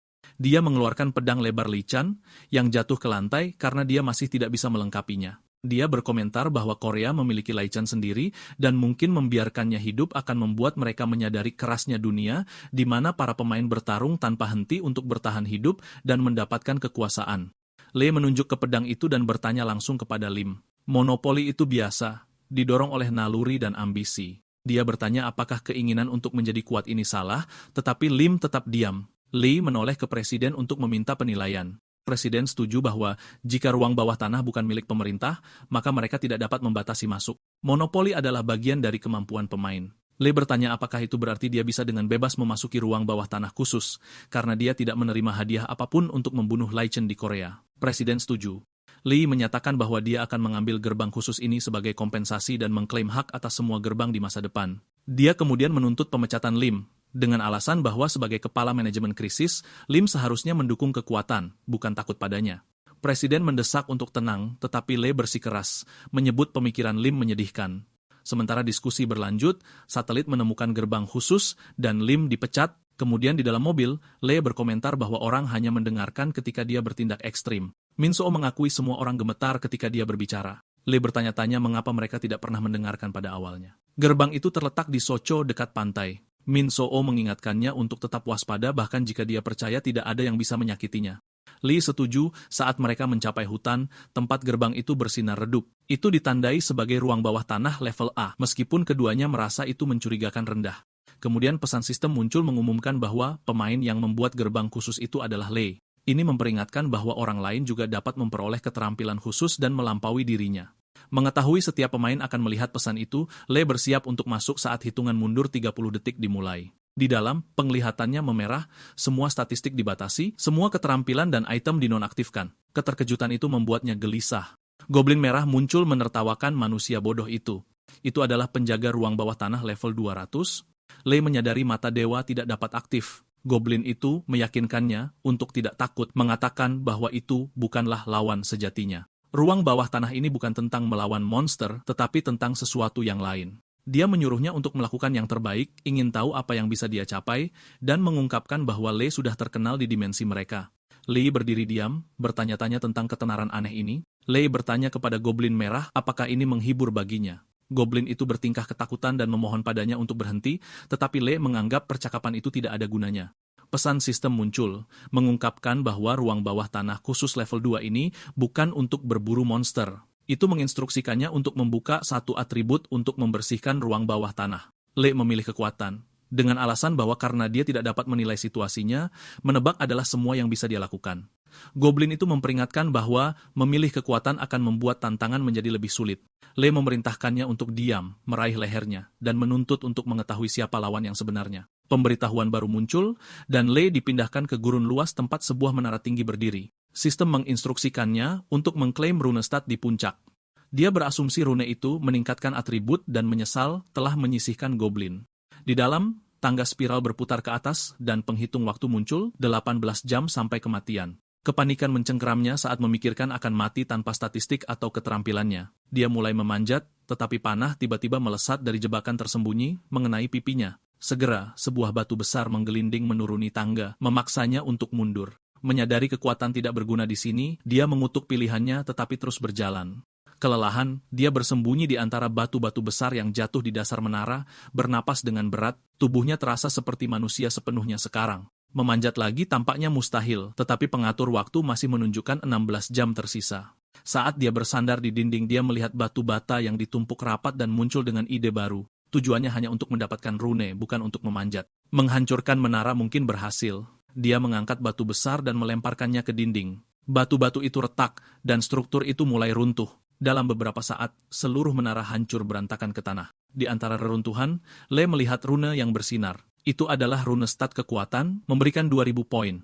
Kelegaan memenuhi dirinya saat dia mengambilnya dan menelannya. Sistem mengumumkan ruang bawah tanah dibersihkan dan mulai mengangkutnya kembali. Ketika dia muncul kembali, Goblin merah itu menatap dengan tidak percaya. Dia berteriak bahwa Lee menghancurkan seluruh menara dan rune itu dimaksudkan untuk pemain lain. Gemetar, dia memohon untuk hidupnya, tetapi Lee melangkah maju dan menebasnya. Pemberitahuan terakhir muncul, menyatakan ruang bawah tanah dibersihkan dan gerbang ditutup dalam 3 menit. Lee duduk di sofanya, merenungkan bahwa lebih dari satu gerbang khusus telah dibuka. Ini berarti pemain lain sekarang memiliki kesempatan untuk melampaui 1000 poin dalam suatu atribut. Seseorang sudah mencapai level itu bahkan tanpa naik ke level 300. Karena beberapa stat Lee masih di bawah 1000, gelar rajanya tidak berisiko, tapi dia tahu dia harus bertindak. Dia membuka jendela statnya dan menambahkan 1400 poin masing-masing ke mana dan stamina. Mana naik menjadi 1853 dan stamina menjadi 1990. Sistem memberinya 2 pencapaian baru, Raja Mana dan Raja Stamina. Setiap gelar membawa keterampilan baru. Pembatasan mana menghentikan aliran mana dalam jangkauan selama 5 detik, sementara aliran darah meningkatkan sirkulasi musuh yang menyebabkan kerusakan lebih berat. Kelegaan menyelimutinya saat dia menyadari bahwa dia sekarang dapat menekuk stat sesuai keinginannya. Kemudian peringatan sistem muncul yang menyatakan bahwa tindakannya mengguncang masa depan. Dia mengerutkan kening, tidak yakin apa artinya. Di cabang Asosiasi Pemain Dunia Amerika Serikat, para anggota membahas pencapaian baru tersebut. Mereka setuju bahwa itu hanya bisa jadi Lee. Seseorang menyebut Hayla, tetapi dia dengan tenang mengatakan tidak apa-apa jika itu dia. Yang lain berpendapat mengingat bagaimana Lee pernah mengabaikan permintaan mereka dan menghina mereka. Hayla membelanya, mengatakan mereka yang mengenalnya mengerti bahwa dia tidak jahat. Mereka memastikan bahwa Lee membuat gerbang khusus, yang berarti siapapun sekarang dapat memperoleh keterampilan khusus dan menyainginya. Kekhawatiran tumbuh tentang seseorang yang tidak terkendali memegang kekuatan seperti itu. Hayla bersikeras bahwa dia tidak berbahaya, hanya tidak terduga. Mereka bertanya padanya tentang pengalaman gerbangnya sendiri. Dia menjelaskan bahwa tidak ada monster untuk diburu, hanya menara dengan rune di atasnya. Seorang goblin merah membimbingnya, dan tanpa dia akan mati. Menelan rune, memberinya 2.000 mana. Mendengar ini, mereka menyadari pencapaian Lei bahkan lebih besar. Beberapa memperingatkan bahwa dia mungkin sudah membersihkan beberapa gerbang khusus. Kelompok menyimpulkan bahwa asosiasi harus mengendalikan gerbang masa depan. Mereka memerintahkan Haila untuk melakukan perjalanan ke Korea dan memantau laporan. Dia mengerti mereka ingin dia melampaui Lei, meskipun dia tidak memiliki keinginan untuk itu. Sementara itu, Minso menjelaskan kepada Lei bahwa asosiasi itu mengklaim melayani kebaikan yang lebih besar, tetapi bekerja seperti guild. Anggotanya adalah pemain elit yang memilih ketenaran daripada kekayaan. Bertindak sebagai tentara dunia, asosiasi mengelola akses ruang bawah tanah dan menerima pendanaan pemerintah. Lee memahami pengaruh mereka, tetapi tahu agenda tersembunyi ada di dalamnya. Dia bertanya tentang pemain yang membersihkan gerbang Amerika Serikat. Minsu mengatakan kepadanya bahwa itu adalah Haila, yang dikenal sebagai penyihir, yang mengendalikan mana melalui buff dan debuff. Dia pernah memegang gelar Raja Mana, dan sekarang setelah mendapatkan 2.000 mana dari menara, dia menantang posisinya lagi. Dengan lebih banyak gerbang, dia mungkin menyamai dia, dan berita tentang kekuatannya sudah menyebar. Saat itu, telepon Lee berdering dengan peringatan darurat. Gargoyle level 220 telah muncul di Bundanggu, Seongnames, dan Gyeonggi-do. Warga diperintahkan untuk mengungsi saat keadaan darurat nasional diumumkan. Makhluk dengan tubuh manusia, sayap naga, dan napas api sudah menghancurkan segala sesuatu yang terlihat. Mengemudi menuju tempat kejadian, Lee berbicara dengan Presiden. Presiden memohon bantuan, mengatakan 3 gargoyle telah menghancurkan Tech Valley, termasuk markas besar perusahaan IT utama. Lee menjawab bahwa dia sudah dalam perjalanan dan memerintahkan Presiden untuk membersihkan area tersebut. Presiden setuju, tetapi menambahkan bahwa rumor sedang menyebar. Orang-orang percaya Lee sendiri menciptakan gerbang khusus dan menyebabkan bencana. Lee tertawa dan mengatakan dia bukan dewa.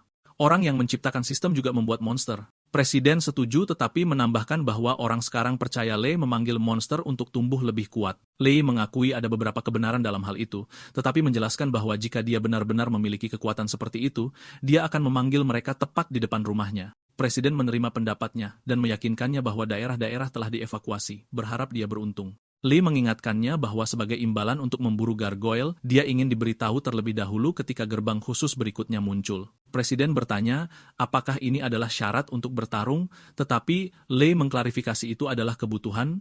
Presiden setuju, dan Lee mengakhiri panggilan saat mereka mendekati lokasi. Dia parkir dan memberitahu Min Sun mereka akan melanjutkan dengan berjalan kaki. Min Sun melihat seseorang di depan dan bertanya siapa itu. Lee melihat dan mencatat bahwa Presiden seharusnya membersihkan area tersebut. Dia memanggil, dan wanita itu menjawab. Mengaktifkan mata dewa, dia mengenali statnya, dan menyadari itu adalah Haila. Dia menyapanya dengan hangat sebagai saudara Lee, yang mengejutkannya. Dia meraih tangannya untuk memastikan sesuatu, dan menggunakan mata pembalikan untuk melihat ingatannya. Dia melihat goblin merah, membantunya di ruang bawah tanah khusus, mendesaknya untuk tumbuh lebih kuat untuk membunuhnya. Merasa jijik, Lee bergumam bahwa makhluk itu menyedihkan dan bersumpah untuk menemukan siapapun yang menciptakan permainan itu. Dia mencoba melihat lebih dalam keingatannya tentang ruang bawah tanah terakhir, melihatnya terluka tetapi mendesaknya untuk menyelesaikan permainan. Ketika dia bertanya siapa yang menyakitinya, dia menolak dan menggunakan mana untuk menghalanginya. Terhibur oleh keterampilannya, dia membiarkannya pergi dan bertanya mengapa dia datang. Haila mengakui dia datang untuk menemuinya. Min Su memperingatkan Lee untuk tidak mempercayainya. Dia menoleh ke Min Su dan menggodanya, mengatakan dia tidak tahu Lee memiliki teman yang lucu. Lee menekannya lagi untuk jawaban. Haila tersenyum dan mengatakan dia masih membutuhkannya, sama seperti sebelumnya. Lee menantangnya untuk membuktikannya, ingin tahu apakah dia bisa. Ketegangan terasa aneh baginya. Sebuah kecelakaan keras mengganggu mereka saat 3 gargoyle muncul. Lee bertanya apakah mereka memiliki kelemahan. Hala mengakui dia tidak tahu apapun. 1 gargoyle menyerang, dan Lee dengan cepat menariknya dan Min Su ke samping. Makhluk itu terbang.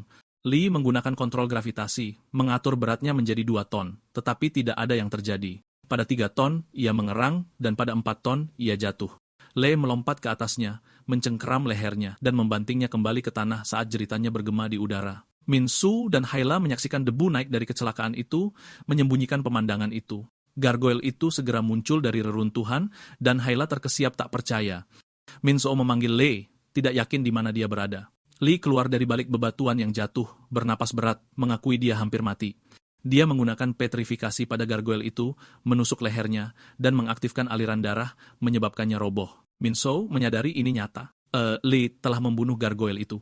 Memeriksa statistiknya, Lee melihat levelnya naik dari 71 menjadi 93. Dia kemudian berbalik ke arah 2 gargoyle yang tersisa. Salah satunya menyemburkan api, tetapi Lei menghindar dengan cepat. Panasnya melewati Min So, yang berkomentar tentang intensitasnya. Tidak bisa tinggal diam, Haila maju dan memberikan buff meningkatkan kekuatan Lei sebesar 200. Lei menatapnya, geli dengan usahanya, sementara Min So memperingatkan bahwa para gargoyle menyerang lagi. Lei mengaktifkan armornya, dan sistem memberitahunya bahwa keterampilannya telah diperkuat melalui mana yang terkonsentrasi. Dia melompat tinggi, meraih kedua gargoyle itu di leher, dan membantingnya ke tanah, membunuh mereka seketika. Levelnya naik lagi saat dia menatap tangannya yang berlumuran darah, terkejut dengan kekuatannya sendiri. Haila mengingatkannya bahwa dia telah mendukungnya seperti ini sebelumnya. Ketika dia bertanya padanya, dia mengerutkan kening dan berkata dia tidak pernah berubah. Sebelum dia bisa menjawab, Presiden menelepon berterima kasih padanya karena telah menyelamatkan negara. Lei berasumsi dia menyaksikan semuanya secara langsung, dan Presiden mengonfirmasi. Lei menginstruksikannya untuk membagikan lokasi gerbang khusus melalui kantor manajemen krisis. Sebuah notifikasi sistem muncul untuk ketiganya. Presiden melaporkan gerbang khusus baru telah dibuka. Lei mengerutkan kening, bertanya-tanya mengapa sistem tidak memberikan peringatan dan mencurigai dewa di baliknya, berusaha menguji atau menghancurkannya. Haila membacakan pesan itu dengan lantang. Gerbang itu muncul karena kekuatan Lei yang luar biasa, sekarang di level 117. Itu di Gang Suogu, dan dia meminta untuk bergabung dengannya, berjanji untuk tidak ikut campur. Lei bertanya mengapa dia ingin mengikuti. Haila mengatakan dia datang ke Korea untuknya dan menolak untuk mematuhi Asosiasi Pemain Dunia. Dia bersikeras dia memutuskan jalannya sendiri. Lei setuju dengan syarat dia membagikan setiap informasi yang dia terima. Dia berjanji akan melakukan apa saja untuknya. Min So bergumam bahwa buff-nya berguna tetapi mempertanyakan niatnya. Hala menjawab bahwa Lei harus menyelamatkan dunia dan mengakhiri permainan. Min So meragukan kata-katanya, tetapi dia bersikeras alasannya pribadi. Dia mengingatkan Lei tentang apa yang pernah dia katakan, bahwa pemain akan memerintah dunia setelah permainan berakhir. Lee mengakui dia tidak ingat dan dia tersenyum, mengatakan kata-kata itu sekarang membimbingnya. Lee menggelengkan kepalanya, menyadari dia mungkin telah menginspirasi sesuatu yang berbahaya, tetap saja. Dia tersenyum tipis saat mereka kembali ke mobil bersama. Lei, Min So, dan Haila berdiri di depan gerbang dungeon khusus. Itu adalah dungeon level 3 yang dibatasi untuk 2 pemain, dengan peringkat kesulitan plus. Lei mencatat perubahan itu dan melangkah lebih dekat. Haila bertanya apakah dia harus bergabung, tetapi dia menggelengkan kepalanya, memperingatkan itu bisa berbahaya. Dia setuju dan menyaksikan saat dia masuk sendirian. Di dalam, seorang goblin merah menunggu. Saat melihat Lei, ia mengenalinya dan bereaksi gugup. Lei merasakan sesuatu yang salah dan menuntut untuk mengetahui apa yang disembunyikannya. Goblin itu ragu-ragu, jadi Lei mengaktifkan mata dewa, mengungkapkan kekuatan aslinya level 300 dengan semua statistik di 3000. Mencengkeram kepala goblin itu, dia memaksanya untuk menjelaskan. Panik, goblin itu mengungkapkan tujuan dungeon untuk memblokir monster yang datang melalui terowongan di bawah. Lei mendengarkan saat menjelaskan pengaturannya. Dia harus menghentikan makhluk-makhluk itu menyeberangi jurang. Ketika dia bertanya monster jenis apa, goblin itu mengakui mereka adalah gargoyle level 220. Mendengar ini, Lei ingat membunuh 3 sebelumnya hari itu dan memperingatkan goblin itu untuk tidak berbohong. Saat dia berjalan pergi, goblin itu bertanya apakah dia benar-benar sendirian. Lei mengonfirmasi, dan sistem mengumumkan misi telah dimulai. Bertahan hidup 3 jam atau mati. Lei melompat ke jurang saat goblin itu menyeringai di atas, yakin kematiannya sudah pasti. Segera, segerombolan gargoyle muncul. Menggunakan kontrol gravitasi, kelumpuhan, dan petrifikasi, Lei menghindari serangan mereka dan menghancurkan mereka dengan mudah. Dia mengalirkan darah mereka menggunakan aliran darah dan naik level lagi. Sebelum dia bisa beristirahat, gelombang kedua tiba. Alih-alih takut, seringai menyebar di wajahnya saat dia bersiap untuk lebih banyak. Di atas, goblin merah memperingatkan Hala untuk pergi tetapi dia menolak mengatakan dia juga seorang pemain. Mengabaikan protesnya, dia melompat turun untuk bergabung dengan Lei. Ketika dia bertanya mengapa dia mengikuti, dia mengakui dia punya firasat buruk. Dia bertanya tentang Min So, dan dia meyakinkannya dia tetap di luar. Kedatangannya memperkuat keterampilannya saat aliran mana terkonsentrasi, menurunkan kesulitan dungeon. Lei melihat sekeliling dengan tak percaya saat gargoyle tiba-tiba berubah menjadi goblin. Frustrasi, dia menghantam tanah, membunuh mereka semua seketika. Dia menyadari seseorang memanipulasi dungeon, menguji batasnya. Haila memperhatikan ekspresinya yang tegang dan bertanya apa yang salah, tetapi dia menepisnya. Ketika dia menawarkan untuk berurusan dengan goblin merah, Lei diam-diam mengakui kesetiaannya, menyadari dia mungkin telah menjadi sekutunya di kehidupan masa lalu. Kemudian Lei menghadapi goblin merah lagi, mencengkram kepalanya dengan erat, gemetar, ia bersikeras, hanya mengikuti perintah. Nada suara Lei mengeras saat dia menuntut untuk mengetahui siapa yang memberikan perintah itu. Kesabarannya akhirnya habis. Lee mendengarkan saat Goblin Merah memohon ampun, berjanji untuk mengungkapkan kebenaran jika diampuni. Ia menjelaskan bahwa dewa mereka mengendalikan saluran permainan. Lee mempertanyakan apakah itu benar-benar dewa, dan Goblin itu bersikeras itu benar, mengklaim itu mengawasi segala sesuatu di dalam permainan. Lee menyeringai dan mengangkat jari tengahnya ke udara, tahu dewa itu pasti sedang menonton. Goblin itu mengakui dewa ikut campur karena Lee merusak keseimbangan permainan. Lee mengerutkan kening, menunjukkan bahwa merekalah yang membuatnya seperti ini.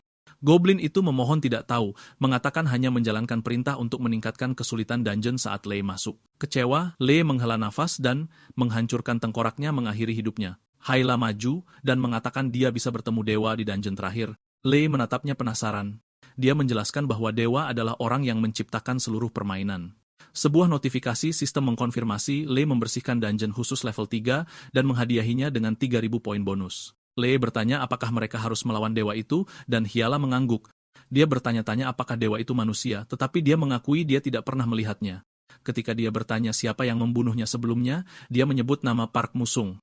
Mendengar nama itu, Lee memerintahkannya untuk tetap diam dan mengaktifkan mata pembalikan untuk melihat ingatannya. Dalam ingatannya, Musung berdiri di hadapannya, mengejek kelemahannya tanpa Lee. Dia memanggilnya penyihir Hyla, menghancurkan keterampilannya, dan menusuknya saat dia jatuh berpikir dia harus memperingatkan Lee. Lee membekukan penglihatan itu dan bertanya apa yang ingin dia katakan padanya saat itu. Hyla menjawab bahwa dia sudah bisa melihatnya. Ketika didesak, dia mengakui Musung memiliki keterampilan pedang yang bisa menembus armornya, meskipun dia tidak tahu bagaimana. Sebelum Lee bisa bertanya lebih lanjut, peringatan sistem muncul, mengatakan gerbang akan ditutup dalam 3 menit. Di luar, Hala memeriksa jendela statusnya, dengan tidak percaya, menyadari poin-poin itu nyata. Lee mendistribusikan poin bonusnya ke kekuatan, meningkatkannya hingga lebih dari 21.000. Inso mengerang karena pusing, dan Hala menyarankan statistik mereka mungkin mempengaruhi tubuh mereka. Lee menguji kekuatannya, mengaktifkan armor dan meninju tanah, meninggalkan kawah yang dalam. Sebuah notifikasi muncul. Armor telah berevolusi ke level 3, membuka kunci pukulan terakhir, keterampilan yang menyerap kelebihan kekuatan dan melepaskannya dengan mengorbankan sebagian besar kesehatannya. Minso panik, mendesaknya untuk berhenti sebelum meruntuhkan area tersebut. Lee mempelajari keterampilan itu dan bergumam itu tidak berguna, kecuali dia menghadapi seseorang yang benar-benar dapat menantangnya. Segera, berita menyebar tentang seorang pemain yang melampaui 1.000 poin statistik dalam sebulan. Analis menyatakan dunia telah berubah dan strategi baru dibutuhkan. Lee membaca berita utama dan tertawa, berharap pemain yang lebih kuat akhirnya akan muncul. Saat gerbang khusus muncul di seluruh dunia, pemain tumbuh lebih cepat dan berburu monster yang lebih tangguh. Menyaksikan ini, Lee memutuskan untuk menghentikan sementara perburuan dungeonnya, membiarkan yang lain mengejar. Semakin cepat mereka tumbuh, semakin dunia berevolusi, dan semakin besar hadiahnya sendiri. Namun satu pikiran tetap ada di benaknya, Park Mo Seong. Lee dan Hyla berdiri di depan patung-patung. Hyla tertawa ketika dia melihat patung Lee menunjukkan jari tengah, menyebutnya konyol. Lee memperhatikan patung Park Musung lebih kecil dan ditutupi grafiti, tidak pernah diperbarui sejak dibangun. Lee menghubungi presiden, mengeluh tentang patung-patung di lapangan Gwanghwamun. Dia berpendapat patungnya harus dipindahkan karena dia belum mencapai prestasi seperti Laksamana Yi Sun Sun atau Raja Sejong. Presiden mengingatkannya bahwa dia menyelamatkan dunia, tetapi Lee bersikeras tindakannya adalah untuk keuntungan pribadi, membuat patung itu memalukan. Presiden menjelaskan itu dipilih melalui pemungutan suara nasional, menyatakan Lee sebagai pahlawan, namun Lee masih menuntut agar itu dipindahkan. Presiden dengan enggan setuju. Lee kemudian bertanya tentang menghapus patung Park Mo Sung. Sebelum Presiden dapat menanggapi, Lee menghancurkannya. Dia menjelaskan tindakan itu disiarkan langsung, jadi Musung akan melihat reputasinya hancur dan terpaksa meninggalkan citra pahlawan palsunya. Dia menyuruh Presiden untuk menempatkan patungnya di depan rumah Musung sebagai gantinya. Gedung Biru bereaksi dengan cepat, menyiarkan rekaman itu secara nasional. Publik terkejut, mempertanyakan mengapa Musung tetap diam. Mereka mengingat kekuatannya di masa lalu, tetapi memperhatikan ketidakhadirannya sekarang. Hyla menjelaskan Musung menjadi pemain hanya 5 tahun sebelum dungeon terakhir muncul, naik ke puncak dalam waktu singkat itu. Kebanyakan orang percaya menjadi pemain berasal dari menemukan gerbang atau mendapatkan mana dari monster. Lee menyadari Musung belum terbangun di timeline ini. Minso menyebut ini kabar baik dan Lee setuju. Musung harus menghadapi monster yang kuat untuk menjadi pemain lagi. Ini memberi Lee waktu untuk bersiap. Ketika Musung akhirnya terbangun, Lee berencana untuk membunuhnya secara instan atau mencapnya sebagai pengkhianat, memaksanya untuk bersembunyi. Lee menghubungi presiden lagi, meminta artikel yang menggambarkan Musung sebagai orang terburuk dalam sejarah, bersembunyi di balik topeng pahlawan.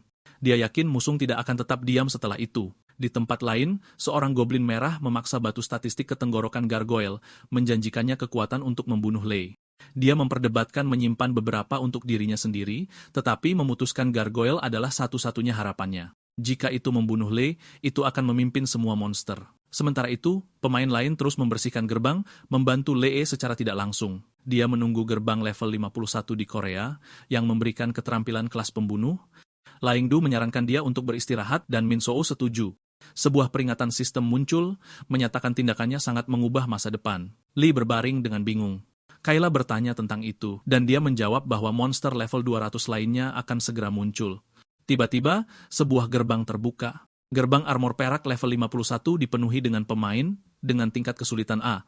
Kayla memperingatkan mereka tidak punya waktu untuk beristirahat. Lee menyeringai, mengatakan mereka akan mencapai dua tujuan hari ini saat sosok seperti gargoyle muncul dan pertempuran dimulai. Monster itu mendarat dengan berat, mengguncang tanah. Lee langsung memanggil armornya dan menyerbu ke depan. Makhluk itu menggeram dan menjebak kedua lengannya dalam genggamannya. Lee tersentak, lalu mengaktifkan mata dewa. Pemindaian mengungkapkan level monster 230 dengan statistik jauh melampaui normal. Dia berbalik ke Minsu dan Hayla, bertanya berapa seharusnya angka-angka itu. Hayla menjawab seharusnya tidak melebihi 3000. Minsu memperingatkannya untuk tidak membuang waktu dan menyelesaikannya dengan cepat, mengingatkannya bahwa keraguan membawa kutukan. Lee bergumam, tidak percaya saat dia membaca lebih dari 20.000 total statistik. Hayla membeku, tidak dapat memproses angka itu. Lee meraih monster itu dari leher dan membenturkan wajahnya ke tanah, tapi ia bangkit lagi. Dia menggunakan petrifikasi, namun efeknya hampir tidak bertahan 3 detik sebelum hancur. Lee menyadari bahwa skill itu mungkin terlalu lemah melawan statistik setinggi itu. Kaylee, gargoyle itu, menyerang dengan kekuatan dahsyat. Lee menghindar sementara Min Soo mengenali gerakan itu, mencatat bahwa itu tidak pernah sekuat ini. Hayla merasakan mana yang sangat besar di sekitarnya dan memperingatkan Lee untuk tetap waspada. Lee mencengkeram kepalanya lagi, membantingnya berulang kali hingga akhirnya roboh. Dia naik level beberapa kali. Sambil menarik napas, Lee bertanya-tanya apakah makhluk itu telah menyerap runestat. Min Soo menunjukkan bahwa mereka segera memasuki gerbang, jadi tidak ada orang lain yang bisa mengubahnya. Lee setuju, menyadari sesuatu yang aneh terjadi lagi. Hayla, khawatir, mempertanyakan bagaimana monster level 230 bisa memiliki lebih dari 20.000 stat. Dia bertanya kepada Lee dari mana kekuatan sejatinya berasal, dan apakah dia yang menciptakan gerbang khusus? Lee mengakui itu sebagian benar. Dia memicu gerbang tetapi tidak membuatnya. Saat mereka berbicara, Lee menghunus belatinya dan mengiris tubuh monster itu. Di dalamnya, dia menemukan beberapa stat stone. Hala tersentak sementara Lee tertawa, menyadari apa artinya ini. Untuk memastikannya, dia memberi makan satu batu ke monster baju besi perak dan memindainya lagi dengan mata dewa. Ketika dia melihat runestat di dalam, kebenaran menjadi jelas. Lee menyeringai dan mengutuk goblin merah itu, tahu persis siapa yang berada di baliknya.